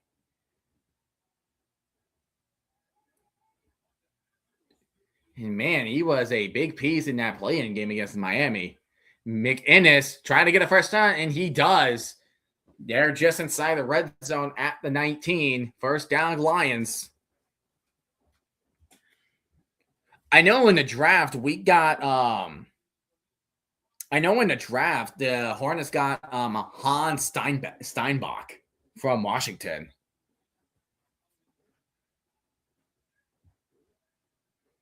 Texas Roadhouse.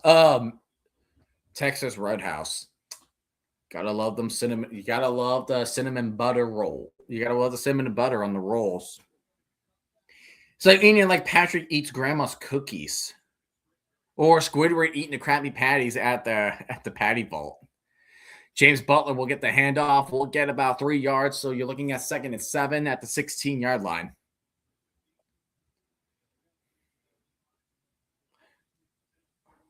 Watching Colombia and Portugal. The girl I'm talking to is Colombian, and I also hate Ronaldo.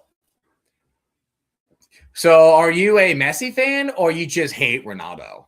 Because I know there's like a goat. I know there's like a goat debate between Ronaldo and Messi. I'm not big into soccer. I don't really watch a lot of FIFA.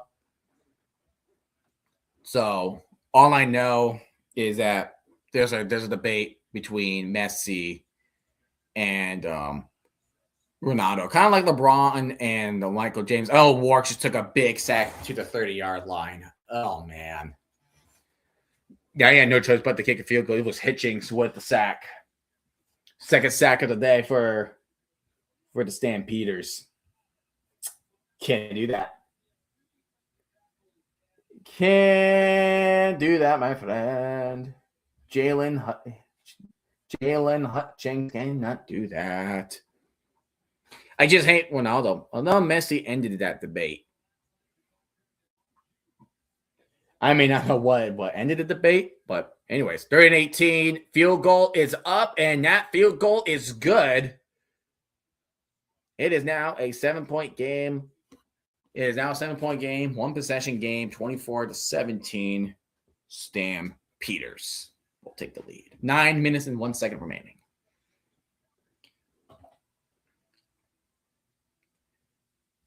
But man, Messi got a hat trick and he's 38. He scored 3 goals. Was it because he scored 3 goals in one game? Or is it a different hat trick that I'm not aware of? Is it a hat trick that I'm not aware of? Rabbit.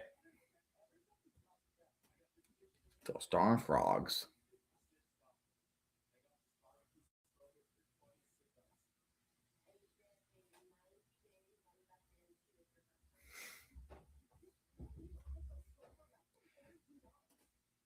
Messi has scored 5 goals. His team has 5 total. Oh my gosh.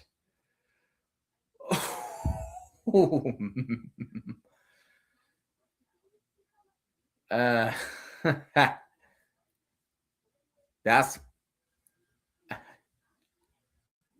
5 goals, and his team got 5 total.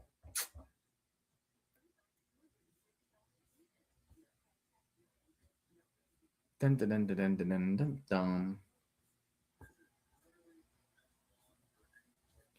Best wallet. Well, if you're talking to Yankees fans on the wallets using a Boston Red Sox Rich wallet, they're not gonna agree. Oh, the Bills are removing O.J. Simpson from the Hall of Fame. Oh, jeez. Only 6 countries have more goals than Messi this season. Oh, man.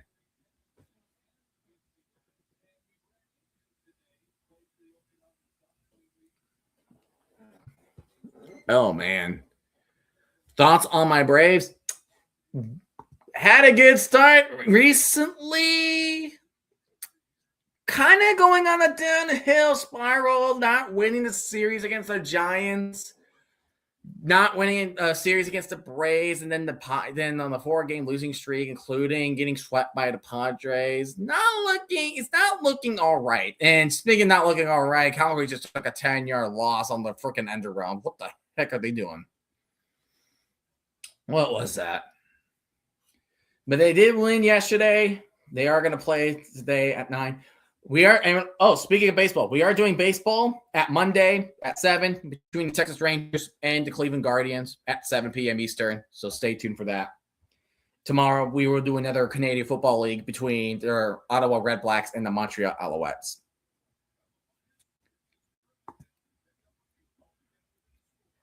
Because right now, the Phillies are 4.5 games behind now. We really haven't been winning a lot of games recently. Oh, Yankees game Monday. Ooh, neat. Cool. And that's going to be another 2 and now. That is Jones. He will get tackled short of the first down. So they are going to punt it right back. They're going to go punt it right back. Let's see. What Yankees game is it? Oh, against the Tigers. Go Tigers. Like how Ed Orgeron says, go Tigers. And depending on how I'll join the Red Blacks. Nice. Awesome. Freaking go. And there's a flag on the play. Are they going to call in the legal procedure false start on the Calgary? Offsides. Are they going to call offsides? Hold up now. Wait a minute.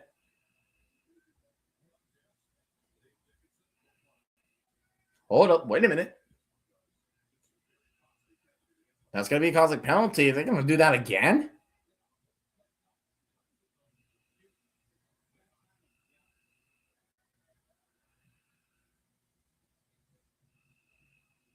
What are they going to call?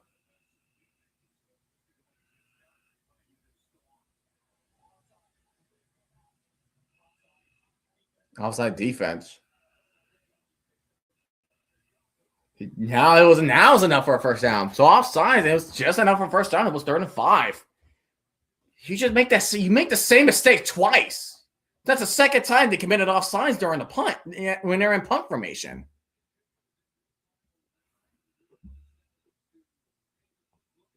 I thought the Jets never signed Russell Wilson. Thought he was retired.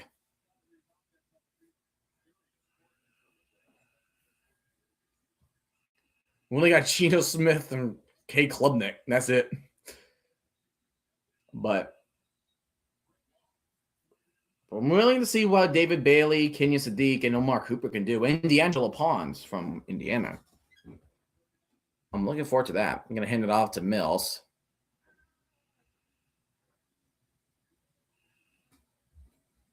Red Black, you cross the line.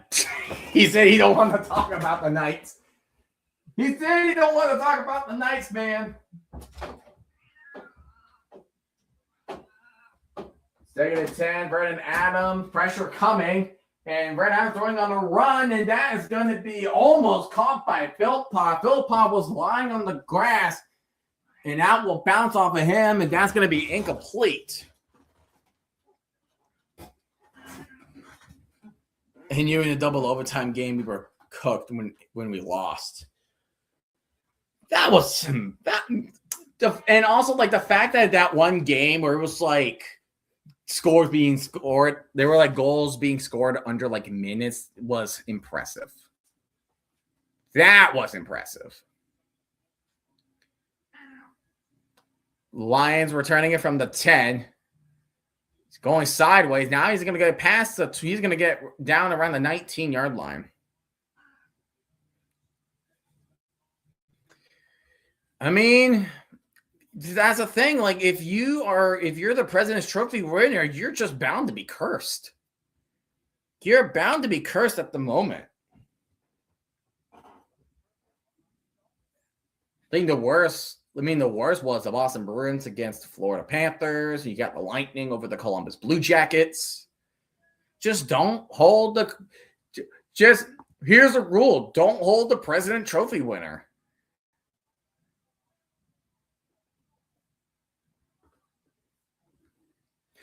And that was like under your interim head coach, wasn't it? Because then he got fired in the middle of the season. Didn't he like get fired in the middle of the season?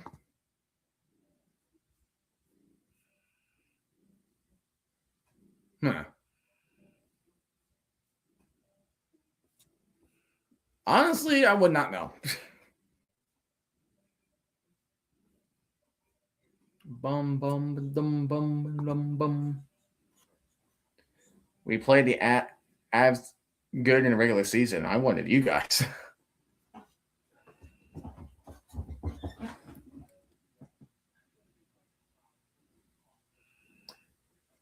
Yeah, your head coach got fired 2 weeks ago. So they just said, nah, man. Nah, we got to finish the season on a strong note. You're gone. That's it. You're done. It's like, nah, you're done. Yeah, done. You are so done.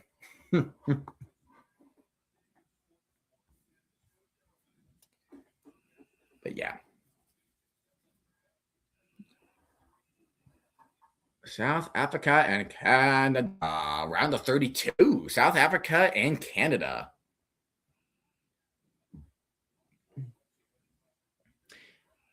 The guy was screwed with us, but his time had passed him. 20 in a row. Oh, batted away, incomplete for the Lions. Intended to Keon Hatcher. So second down and 10 now. Yeah, because yes, the stadium is different because they're using the Lions home stadium for FIFA. So the Lions have to relocate to a smaller venue for the time being until it's over.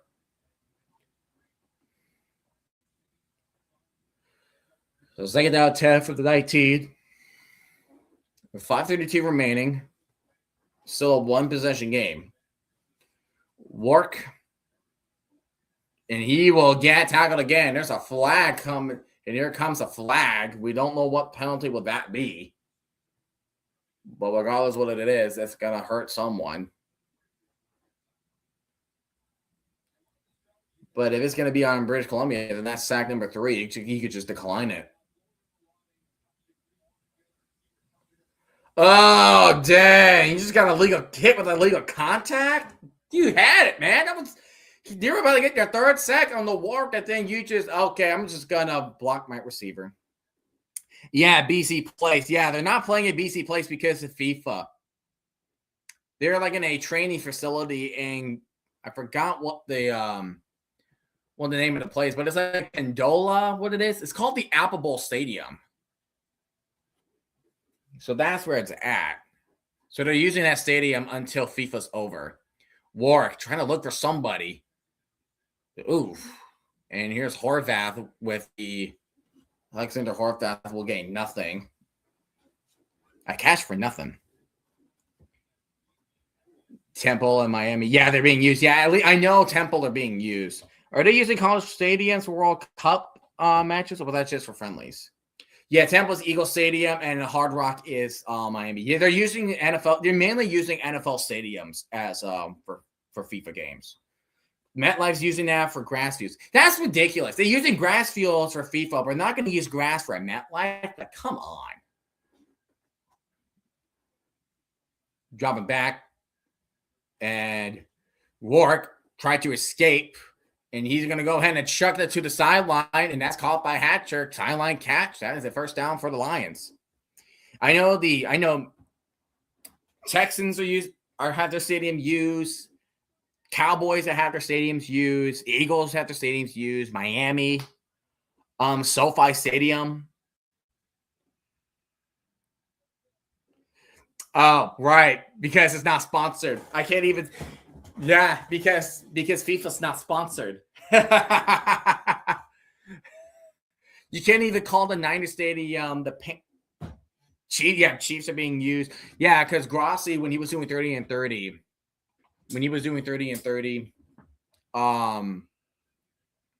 Like there's just a lot of like the venues that he was trying to visit that were being blocked out because of FIFA. And then next year potentially the same fate because, where is it still going to be the United States for women's? Because I know Women's World Cup is next year, but are they still going to be hosted in the United States? Or is it only just for men? First down and 10 at midfield.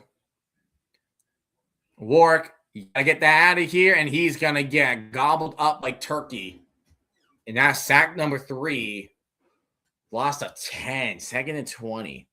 Women's is in Brazil. Okay, so they're in Brazil. Okay. Yeah, so that's the thing, right? Because you got to claim those big stadiums. And because the United States has a lot of big stadiums, mainly like NFL caliber stadiums that are going to hold up major socket matches. Yeah, the thing that was used. Yeah, they were talking about the offside rule. And everybody was so upset. Oh, my goodness. It was glorious. I love the chaos. Work. He pitches off a screen. Will be out of bounds at the 54 with 3:10 remaining, counting down. So the Lions will have to punt it, unfortunately. And that kind of tanked their drive. Let's see. The Nationals are beating the Orioles in the bottom of the 7th, 3-1. And Cleveland is winning 4-0 over the Mariners. Cleveland and the White Sox. The White Sox is the most surprising team this year. Go from 121 losses, and then several years later, boom, here we are. That's really good. And oops, sorry, RFK, your Cardinals are losing 4-1. And that will be Stampeder ball. I love seeing Europeans saying how good our stadiums when they see our worst ones being used for a sport they were built. Yeah, the American League, it's a bit underwhelming. There's only like 5 teams that are like I'm looking at the standings right now for the AL. We're losing to Fish. Well, yeah, like you got the Rays, you got the Yankees, you got the White Sox, the Guardians, and the Mariners as of right now. That's it. That's your list for teams that are over 500. That's your list. That is your list. And then look, and then compare it to the National League, right? Braves, Phillies, Marlins, Brewers, Cubs, Cardinals, Dodgers, and Padres. That's 13 that are over 500. 13 over 500. Yeah, there was a point where it was just raising Yankees that were over 500. And you could count 14, and the Diamondbacks are a 500 team. They're 41-41. We're officially at the halfway point of the season. We are at the halfway point. Wildcard team so far, Yankees, Guardians, and the Rangers. And guess what? Guardians and Rangers play Monday. That's the game that we are streaming for baseball. In the National League, Phillies, Padres, and Cubs. But you got the other other 6 teams that are 4.5 games or less away from the final wildcard spot. The freaking Cardinals are a half a game behind Chicago for the wild card. So the NL, it's wild. The National League is wild. Yeah, same with the Phillies. The Phillies were in a slump, but they're 4.5 games behind the Braves now.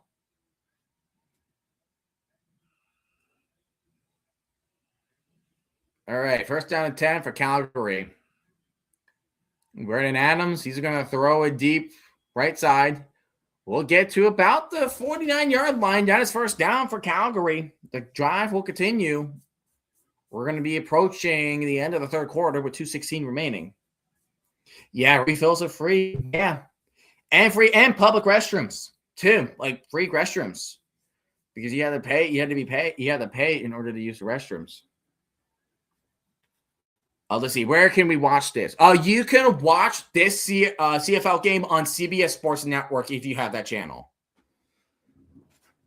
If you are in Canada, you watch it on TSN. United States, CBS Sports Network, if it's there, or just get CFL Plus. That's how you can watch the game on Provocative. Thank you for joining Provocative 2000. I hope your day is going well. Second down to 6 for Calgary. Calgary in the lead, 24-17, less than 2 minutes remaining. Yankees do the same thing every year. Great run, quick slump, great one. It's like, hey, where is the consistency? You know, it's like,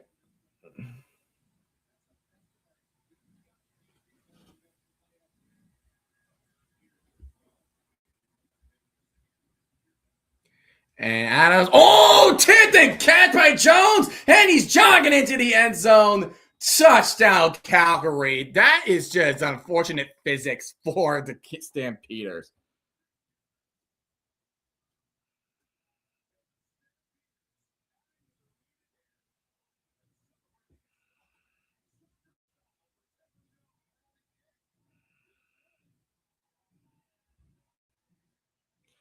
Oh, man, that was unfortunate. Oh, what does my shirt say? Oh, just endure the suffering. Just endure the suffering.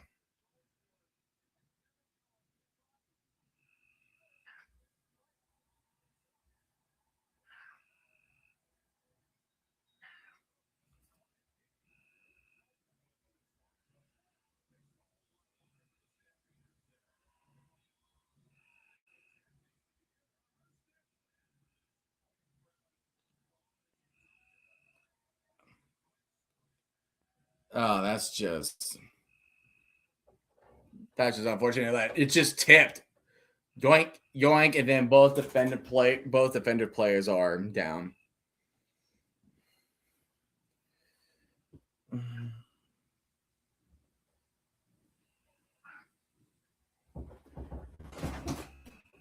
Ah, that's just bad. Bad physics timing.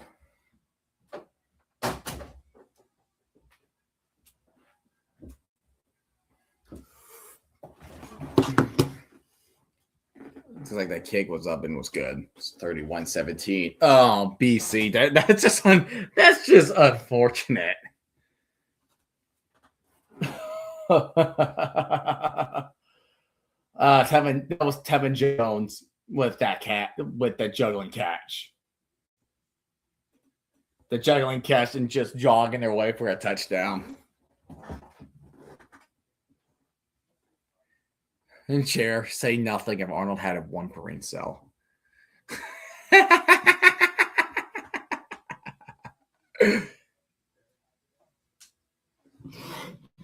Oh man, I mean the chair here is already smaller. I thought BC was supposed to be good. What the heck? Well, same with Calgary. I mean, Calgary just couldn't close games in the first two games. But here they are, taking their anger out on the Lions.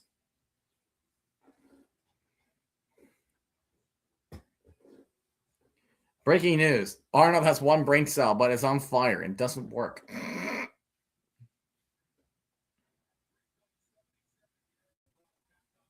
Oh, man. Just a juggling catch. And I think Miami just scored another run onto the Cardinals. Damn. No. Anthony Bagg needs to be remain cursed along with the Battlehawks. What will happen first? First playoff win for the Battlehawks or first playoff win for Anthony Becht? What will go first? And he used to return for the Lions and gets to the 40. We'll get to the 40. The chair said something. Yeah, what if the chair is me? No, lightning is moving his chair. That don't count. Yes, it does. Alrighty, first down. We're probably going to get about a play or two. We're probably about to get a play or two before the end of the third. Let's see, you're going to play action. They're going to roll off to Horvath. Horvath trips, and he will get tackled. We'll get a 5-yard gain. That might be the last play before the fourth quarter. Oh, Calgary already used the timeout. Oops. It made noise.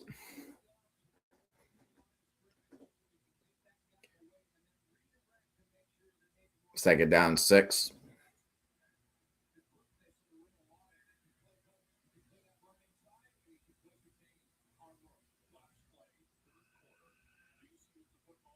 Last play, second down, 6. And going deep is Warwick, but that will be overshot, incomplete. He was looking for Hatcher. But fourth quarter.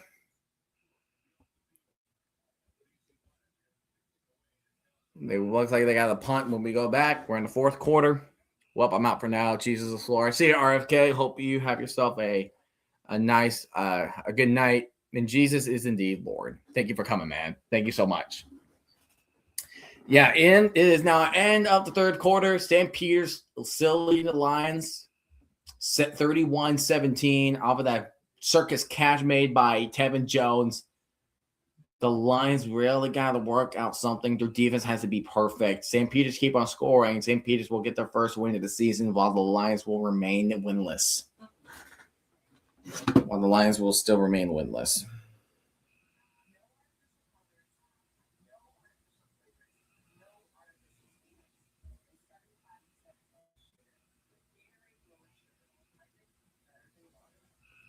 But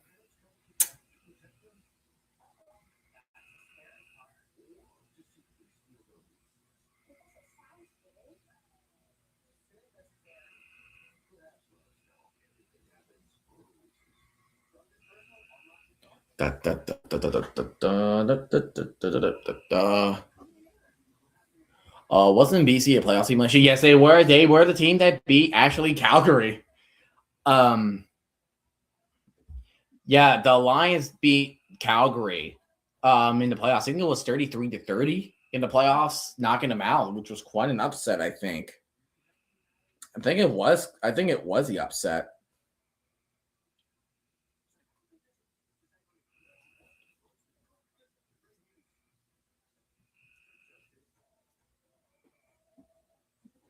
Yeah, that's usually how it goes. But it sounds like Calgary's might get their revenge over the Lions.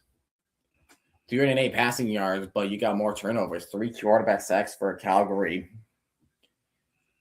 But yeah, the Lions have a lot more time in possession. Hatcher 137 yards so far across 3 quarters. Yeah, they're in touchdown. Yeah, Kelowna. They're in Kelowna for this one. Kelowna, British BC. For their home games until FIFA is officially over.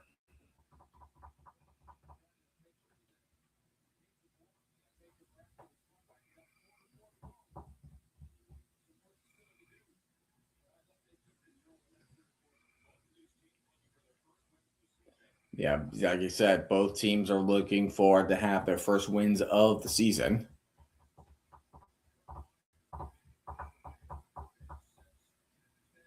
Then here comes the punt from BC, Calgary. And Calgary will get tripped up around the 22-yard line, so that's where they're going to start the possession. Oh, Colombia might just ended it. Oh my goodness, please don't ruin it, ref. Colombia's winning over Portugal? Are they winning over Portugal? Is that what's going on?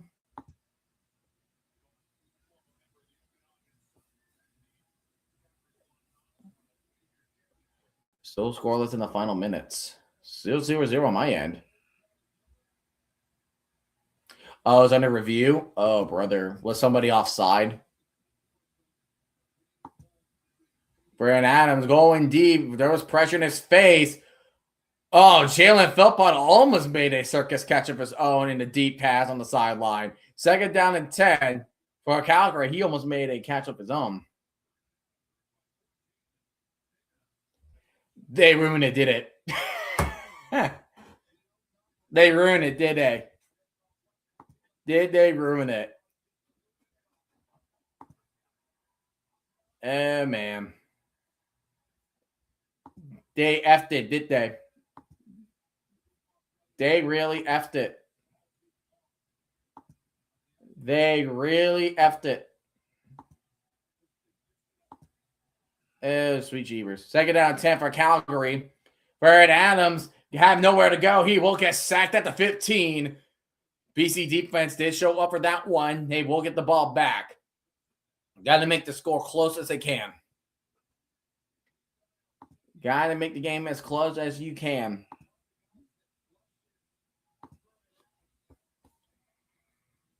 Brandon Adams had nowhere to go for the ball.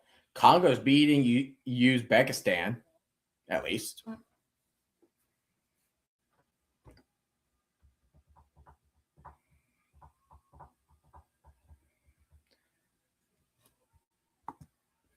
Here's the return from British Columbia. He will get down to the 40. He will be tackled at the 46.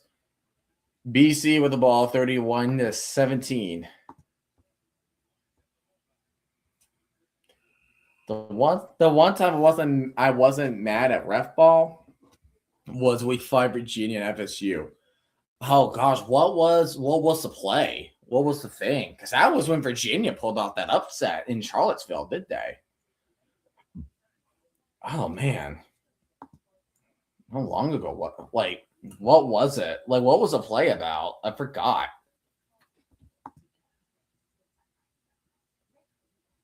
Oh man, I forgot. Braves are at the top of the 2nd. They got only 2 outs. Players on 1st and 2nd.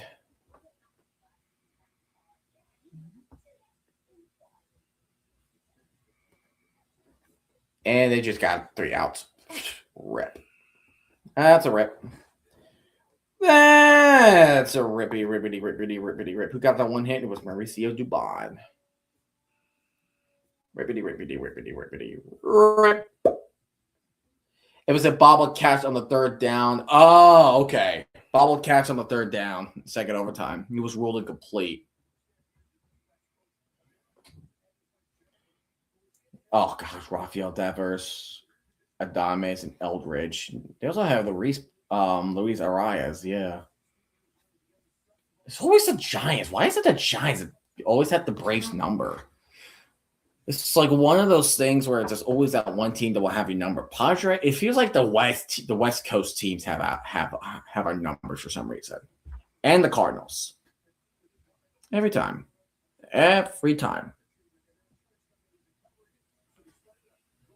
And then UVA picked it off on 4th down, and that sealed the game. Sealed the game. Oh my gosh, Indiana Fever beating that holy bejeebers out of the LA Sparks. 73-42, 31 points. Golly. Oh. Hear about the Jets moving to Long Island? Well, they can finally be called the Jets then. But no, I have not. Doing it to Hatcher. Hatcher's on his feet. He got the 1st down. He will get down at the 52. Hatcher having himself a fantastic game. Needs to put the team on his back to get this victory over the Stampeders. 12:47 remaining in the 4th quarter. Columbia won the group. Final score is 0-0. Columbia. Not Portugal, because that's where Ronaldo was. And now everybody can piss on Ronaldo. And we got it looks like we got an injured defensive player on Calgary on the field. They're going to go to commercial break.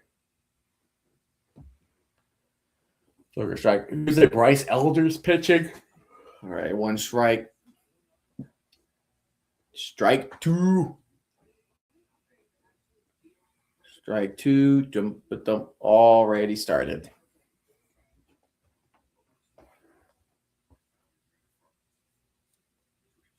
There's a strike looking. Rip.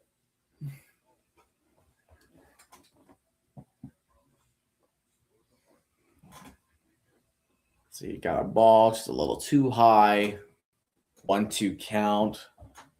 Is Devers at bat?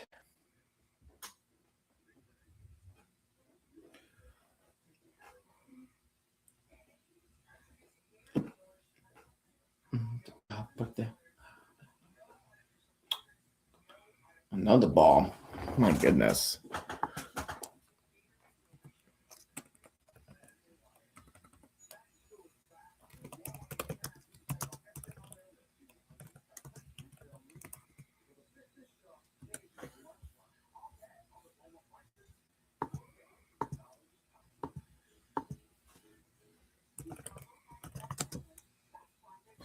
I'm gonna head out. I'll see you guys tomorrow, Monday. Take good care. Yep, go Storm.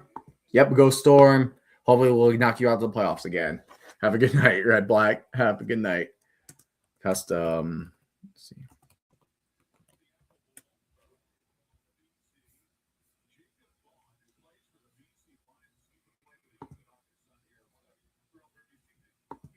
Bum.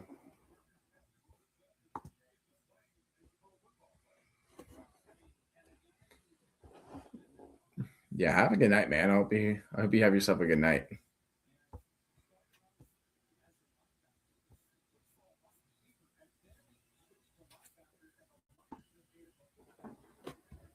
Let's see here. Let's see. 1st down at 10 for the Lions. Works gonna RPL, gonna hand it off to Butler. Butler will get nowhere, but there is a flag on the play.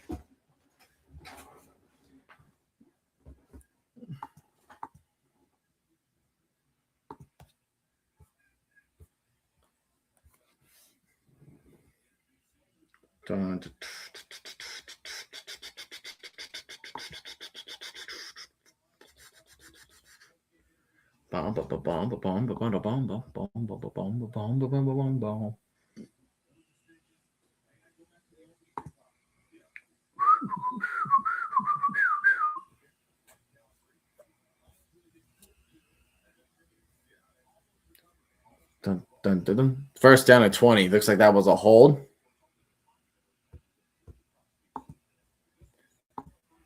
So it was a hold. Going a deep pass. Incomplete. Going for Hatcher. Second down 20. Desperate times call for desperate measures. And Devers just got a home run. Are you serious? Rafael Devers just hit a home run. Well, of course he did. Oh, friggin' course he did. Great. Absolutely friggin' great.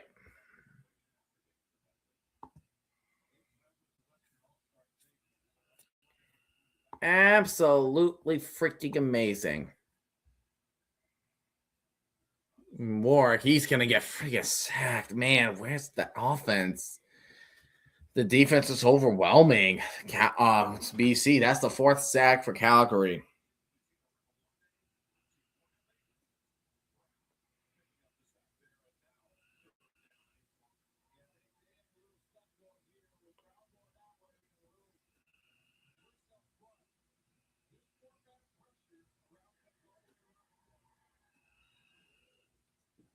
Yeah, 4 sacks. Just can't let you can't have them take those sacks like that.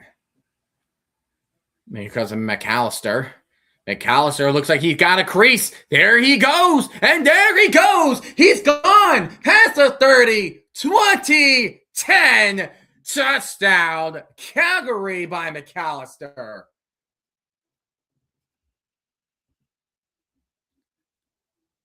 Would that be the dagger for the Lions with that kickoff return? Just waving goodbye to the Lions fans at the stands. McAllister with a brilliant return for a touchdown.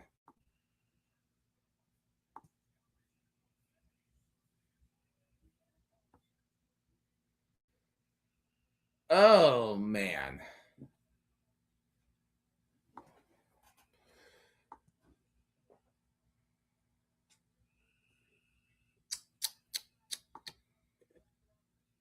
All I can say is, oh, dude.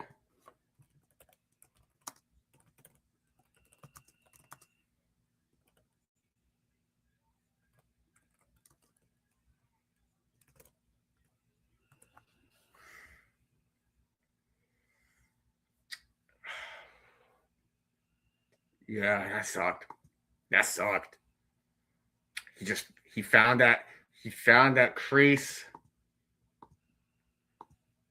He found that crease. There you go. That's how you do it.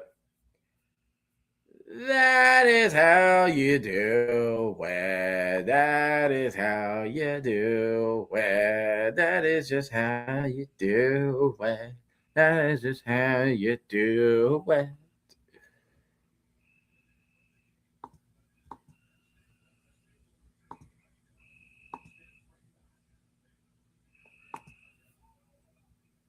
That stunk. Feel bad for British Columbia. It was once a close game, and now it's the last second, but turning that into a blowout. It was 24-17 at the fourth.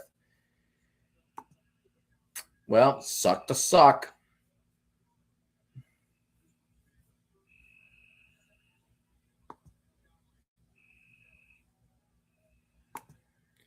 And here comes British Columbia with a return and only gets to the 33.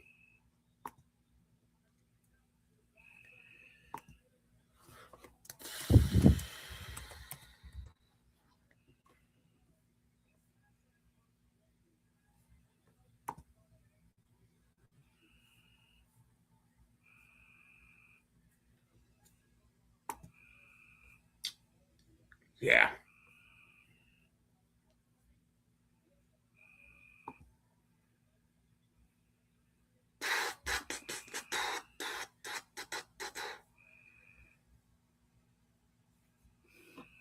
Not cool. That ain't good, Chief. Not good. Lions got to get 3 touchdowns in a row. They got to get 3 touchdowns in a row now. So first down and 10. They're at the 33. They got a way to go. Warwick will throw on the run, and he will get Hatcher for the first down. But that's one step. You got many more. You got many more steps to go.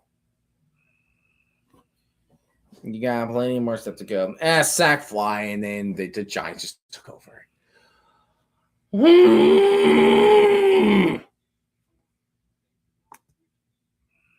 Hate everything.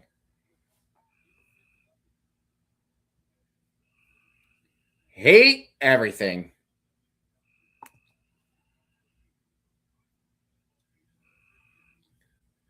Like, seriously, come on, man.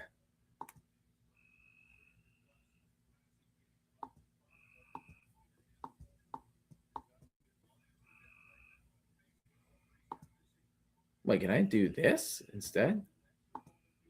Oh, I'm testing something out here.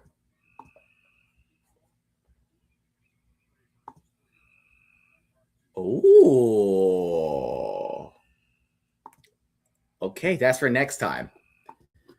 Okay, that's for next time.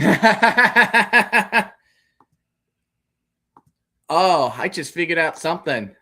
Oh, that's beautiful. That's beautiful. All right, now I know what to do. All right, work on 2nd and 9, going way hella deep. And that was tipped incomplete. Put on the seatbelt strap. Now you're looking at 3rd and 9. If you're British Columbia, you have no choice but to go for it. You have no choice but to go for it.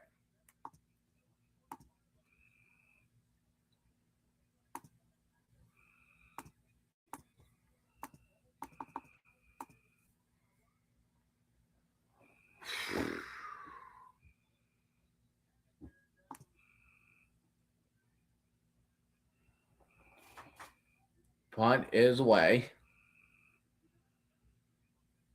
It's McAllister. He's going to go ahead and try to run it again, but he will get down at the 10-yard line.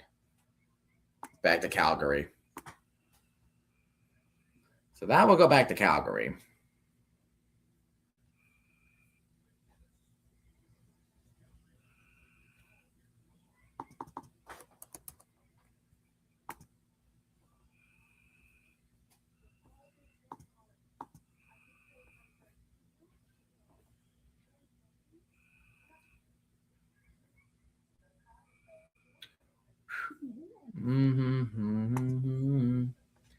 That is how we do it. Why do I keep getting that song in my head now? Who freaking knows?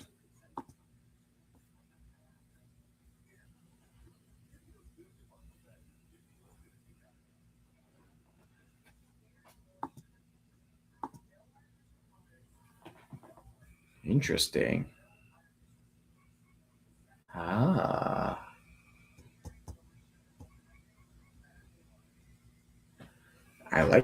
I like that. It's just, what about...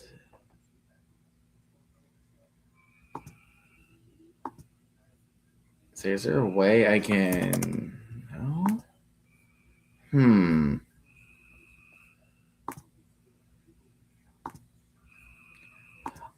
Like can. Okay, good.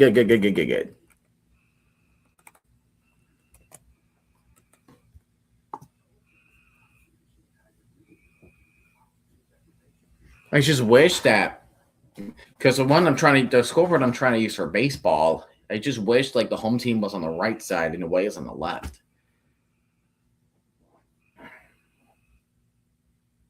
It's going to be so weird though.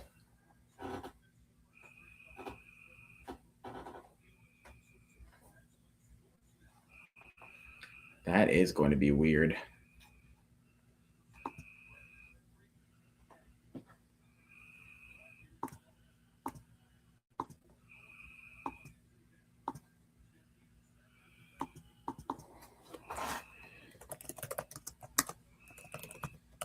And there's a screen to Brooks, and Brooks will get down at the 17, short of a first down, 8:13 left to go.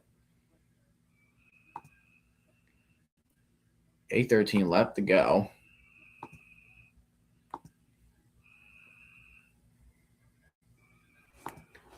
So, but the away team would be the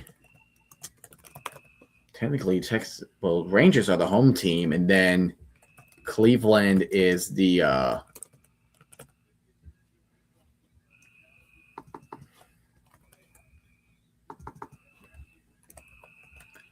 Vernon Adams gets sacked. There is a flag down.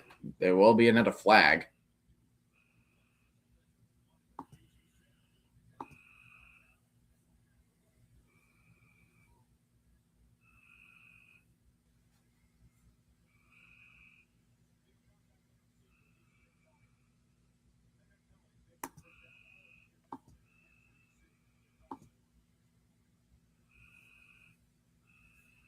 Okay, I see. Yeah,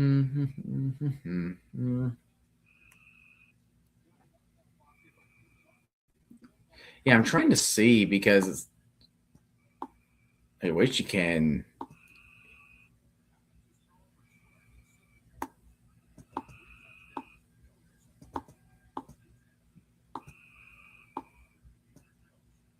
Yeah, just wish it was. Yeah, back Cleveland would be batting.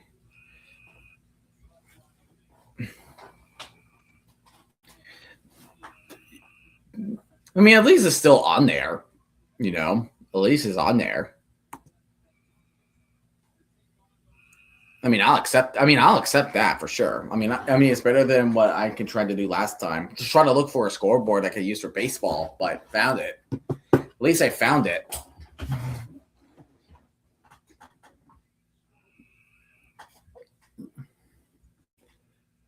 It's gonna take some time to get used to.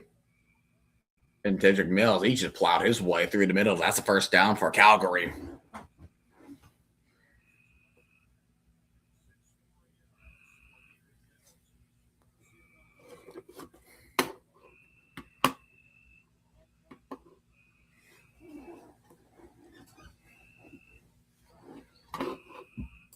Yeah, that's perfect. No, that's amazing that I could do that. Simple but effective.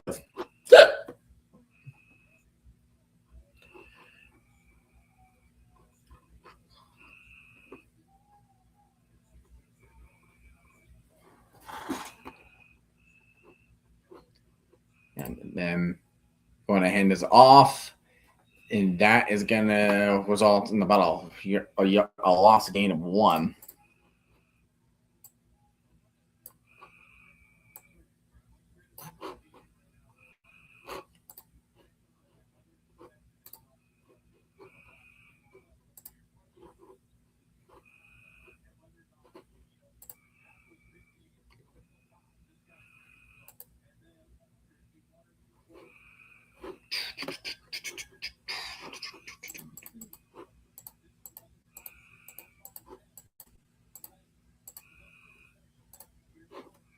All right, dropping back, handing off to Brooks. Brooks will get a catch, and he will be down around the 47-yard line. But it will be third down, so they will have to punt it. So less than 5 minutes remaining in the fourth. So it may look like the game is over, but I would think that game would definitely be over. But yeah, so that game is definitely that game stinked. It was close. It was 24-17 when the fourth quarter started, and then the Lions just absolutely collapsed. They just absolutely collapsed. It's like, what the heck happened? Now BC could potentially join the Red Blacks as the 2 winless teams. If the Red Blacks lose, and they'll join the Lions going 0-3.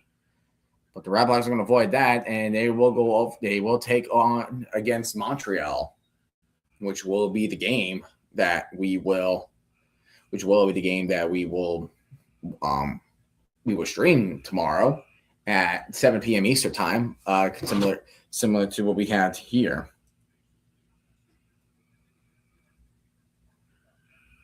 So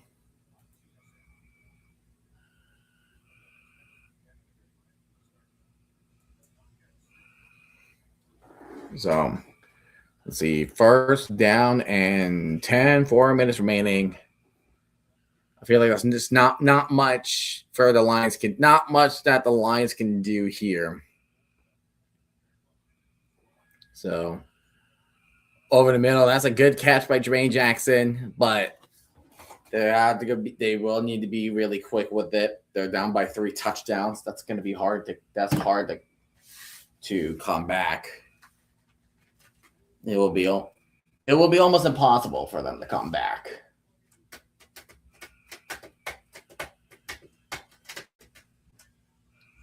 Warwick pump fake in. He's going to roll to his right, and he will slide.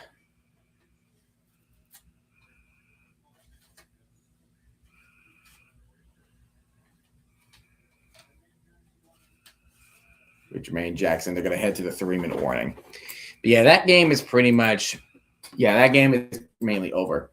But yeah, finally figured out a way to stream these baseball games. So I'm happy.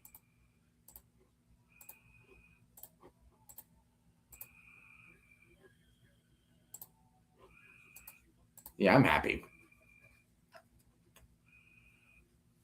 I'm happy I found it. That's gonna be great. It will be great.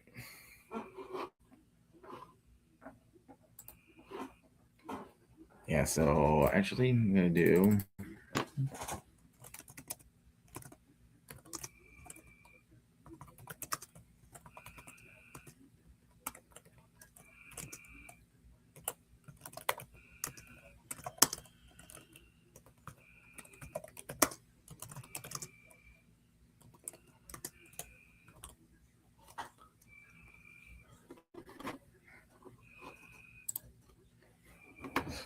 Yep, and I could put the title of the stream on up top there too. That's amazing.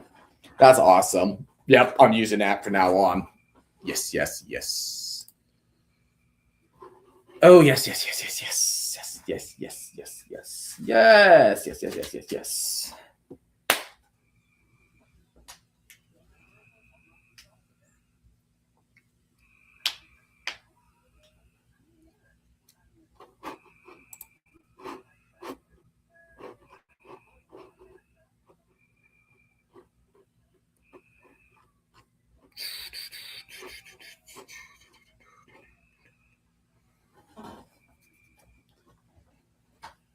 But yeah. Trying to see if the Lions can get a touch. Let's see if the Lions can get a touchdown. If not, then yeah, we're gonna end it, and then we can we'll wrap it up, and we will see you guys next time.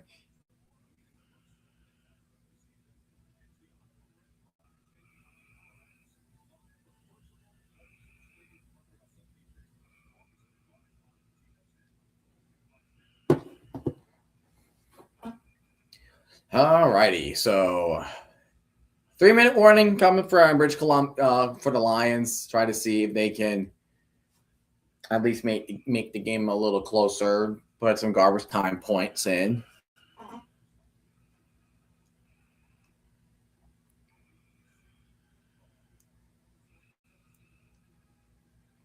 See if we have garbage time points here. Dropping back, Warwick will jump over. He's going to throw deep as he was going to run. He gets him open. Man, he got a man. Oh, my gosh, Jermaine Jackson with a catch inside the 5. Warwick just chucked that thing like a missile. Oh, my jeebers. He had to jump over the man. He got Jackson open. That looked like it might be horse collar, too, just by the way he was tackling. And now it's first and goal, 2:44 remaining. I mean, there is onside kicks here, but of course it's going to be different. Yeah, Jermaine Jackson, 137 yards. Both him and Hatcher have been the 2 big targets. That should have been horse collar. It looked like horse collar. First down and goal. Looks like Horvath's under center, and he's going to dive over the pylon. Hey, that's touchdown. That is indeed touchdown for the British Columbia Lions.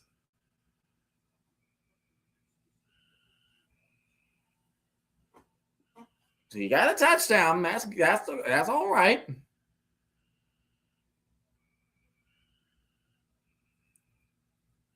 Alexander Horvath. That's clear-cut touchdown. Clear-cut touchdown right there. And it looks like they're going to go for 2. All right. Okay, that's a choice. That's a choice to be made. Okay. That's a choice to be made.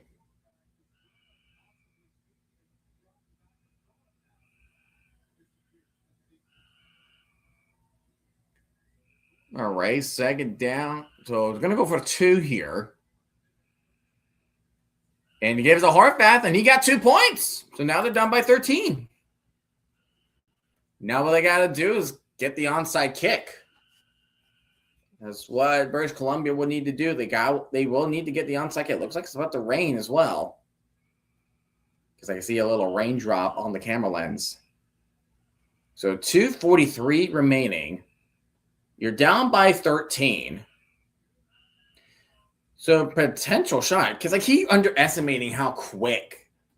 Oh, you got to give the MVP, freaking Jermaine Jackson. MVP. And the throw by Wark. And, of course, you got to give credit to Alexander Horvath with the run for the touchdown. I think that's the second touchdown of the game. Because he got the first one. He got the first one earlier, too.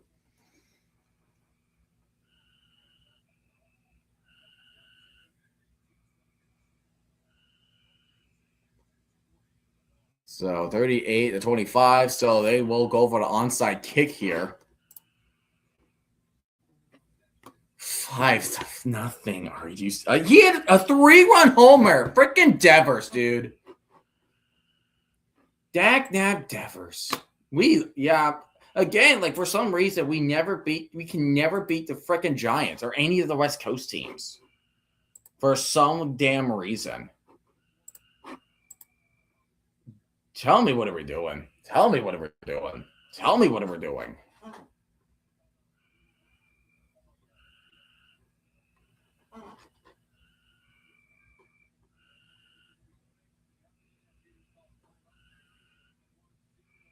Just tell me what we're doing. These frogs are agreeing with me. My goodness, Sunday at July 5th, all the games are going to be on Peacock? What the world? Okay. Wow, that's a lot of games on Peacock. You have so many choices. So many choices.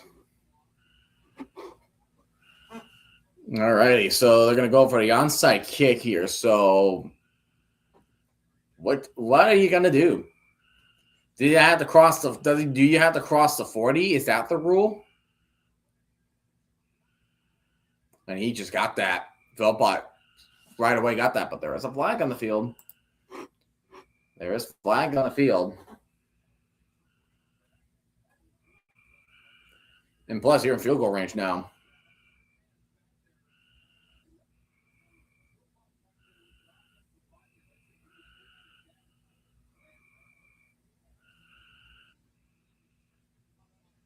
Ooh, ouch, that hurt.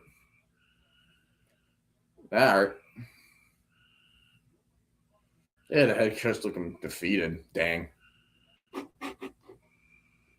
He'd look defeated. Ouch. Like I forgot, like even like the clock will run. I forget that the clock runs. The clock works different than what it is in the NFL and college and the UFL. Let's see, first and 10, going to hand off to Dendrick Mills. Dendrick Mills will be held right at the 40. So that will be a 48-yard. So that will be a 48-yard field goal. So that will be a 48-yard field goal for Calgary.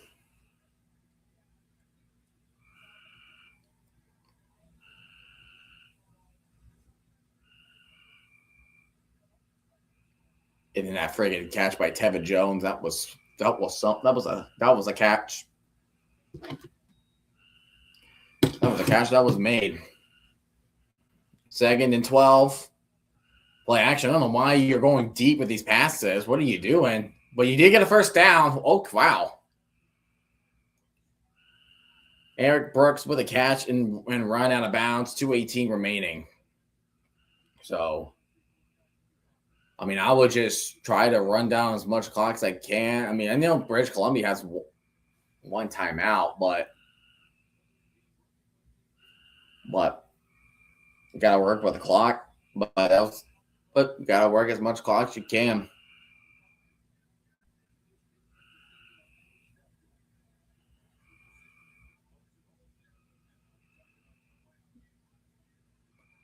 Going to hand it off to Mills, and Mills will try to drag many Lions players with him, but there is a flag down with 2:12 remaining.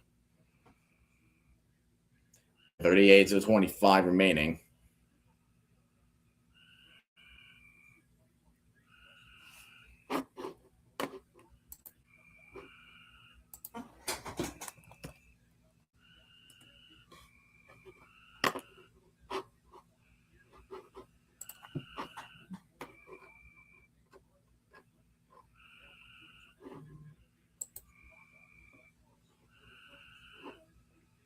Okay. This might be interesting. Okay.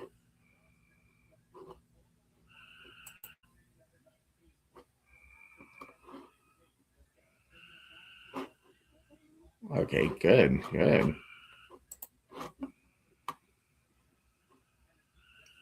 Yes, holding 1st and 20. So there you go.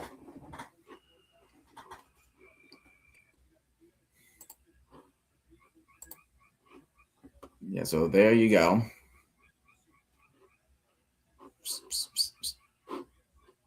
I'm hearing that now.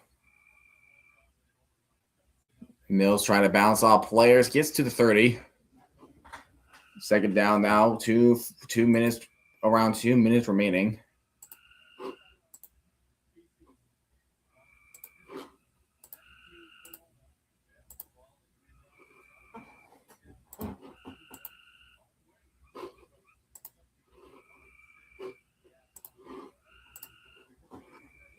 Anyways, 2nd down and 16.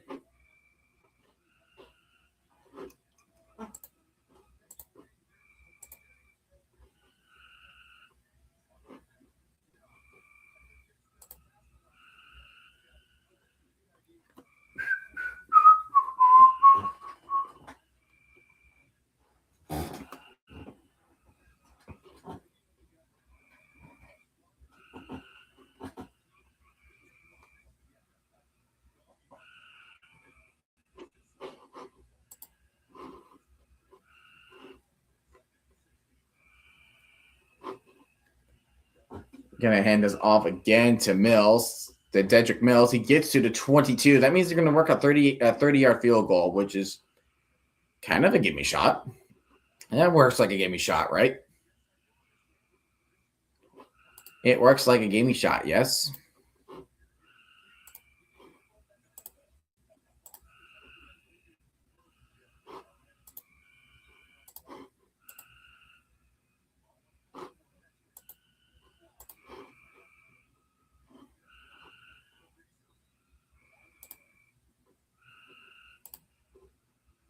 Right now I see.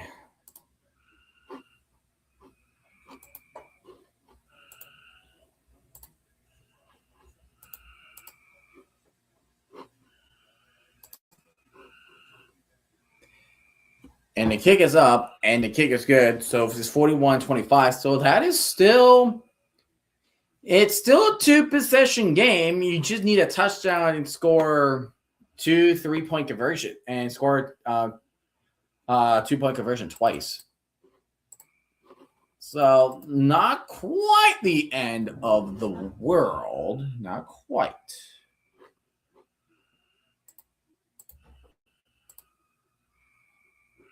Not quite the end of the world.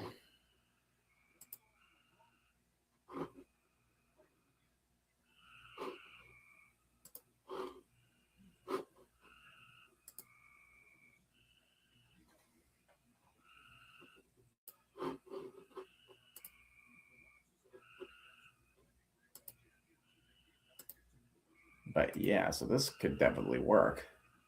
Hopefully.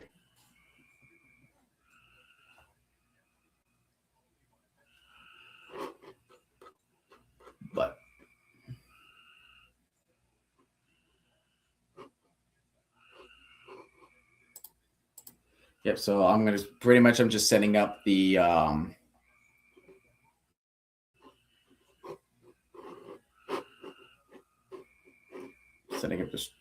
stream for the next game. We'll get tackled around the minute 32 remaining, so they got to get out of there fast. No timeouts for either side. No timeouts for either side of the ball.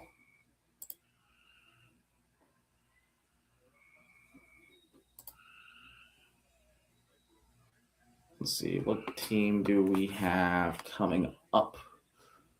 Yep, so the next team is the Red Blacks.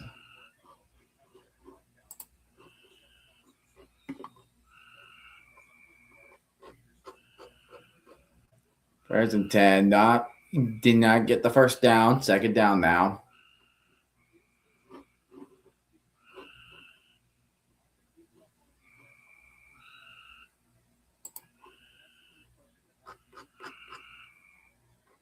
And then Warwick fumbled the ball, and that was picked up by the offensive lineman. There is a flag on the field, though, so that will stop the clock for a second. That will stop the clock for a second.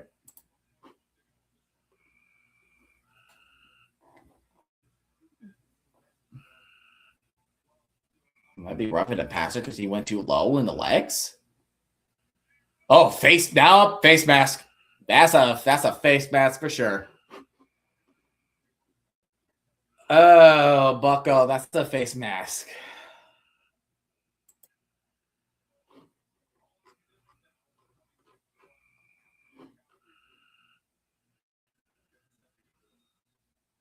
Jalen Philpott, and there's Tyson Philpott. Ah.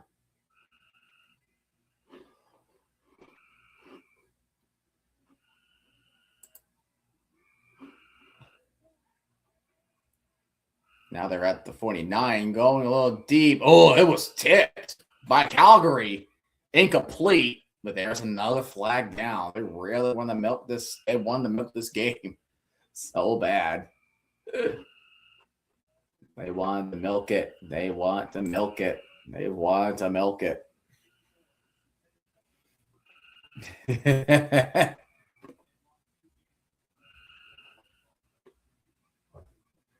A minute 16 remaining.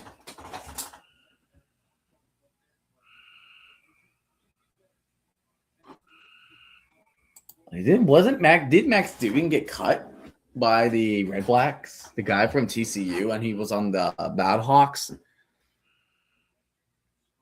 And here's Butler. Butler past the 45, past the 50. So down 20. He does get to the 53-yard line, which is rather impressive. Well, you got to get going. My friend.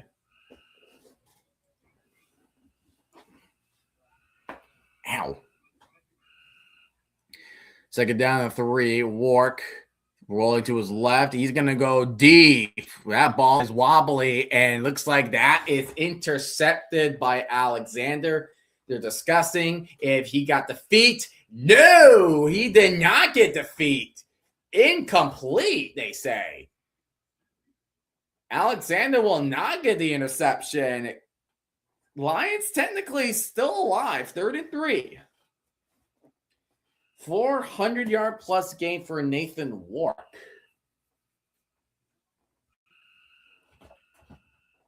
But, oh, man. Would have been a one possession game if you didn't throw that interception earlier. But yeah, they're saying he did not get the feet down. I thought that was picked. But their eyes deceived me. All right, they're in 3. Potential last play of the game here.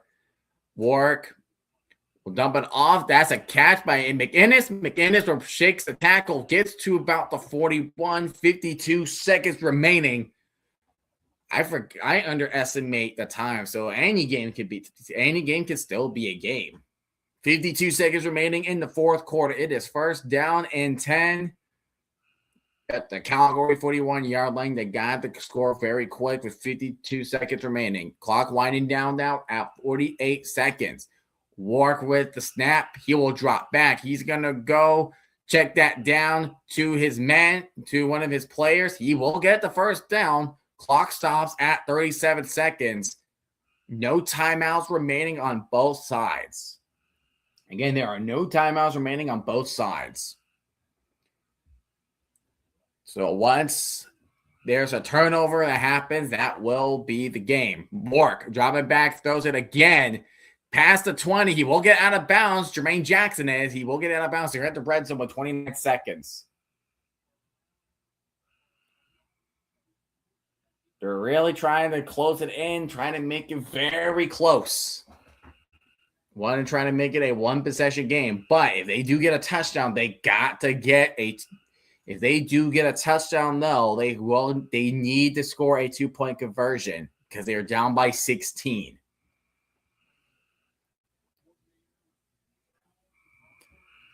So first down and 10 at the 19.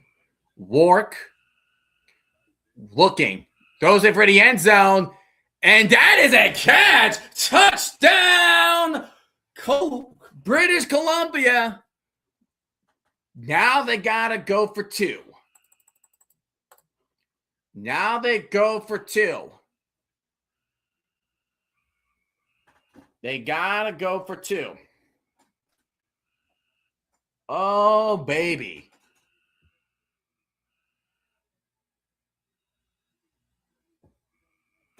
Cash maintaining control of the ball. Amazing. That was an awesome catch. Now you go for two. 22 seconds remaining. They got to get this 2-point conversion. Oh, wow. So this game is officially over. Hatcher, keep an eye on Hatcher. He's having himself a nice day. Wark, he's going to look.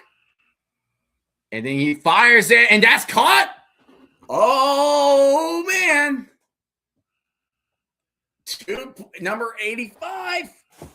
8-point game. One possession now. But now you got to go for the onside kick.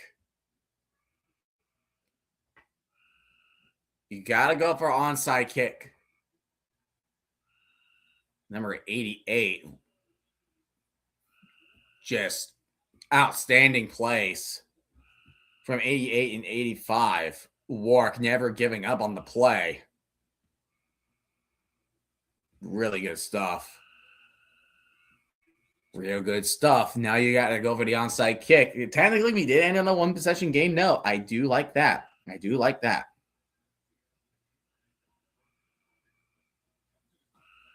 Alrighty, so 21 seconds. 21 seconds. Now BC needs to recover this onside kick. So once Calvary, 462 yards, 3 TDs, and an interception under Wark's name.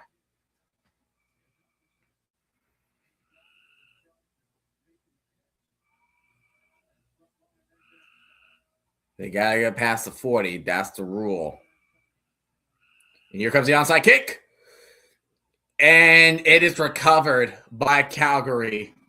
That's the game. It's over.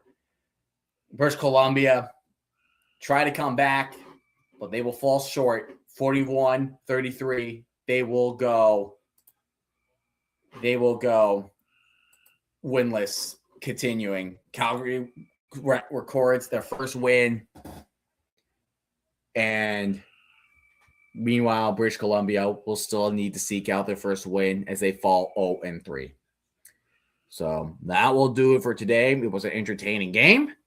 So again, game plan. So tomorrow, same time at 7 p.m. Eastern, we will do the Ottawa Red Blacks versus the Montreal Alouettes at 7 p.m. Eastern. And Monday, we will have baseball at 7 p.m. on June 29th between the Texas Rangers and the Cleveland Guardians. So I will see you on those times and on those days. I hope you guys have a great rest of your night. Good night, everybody.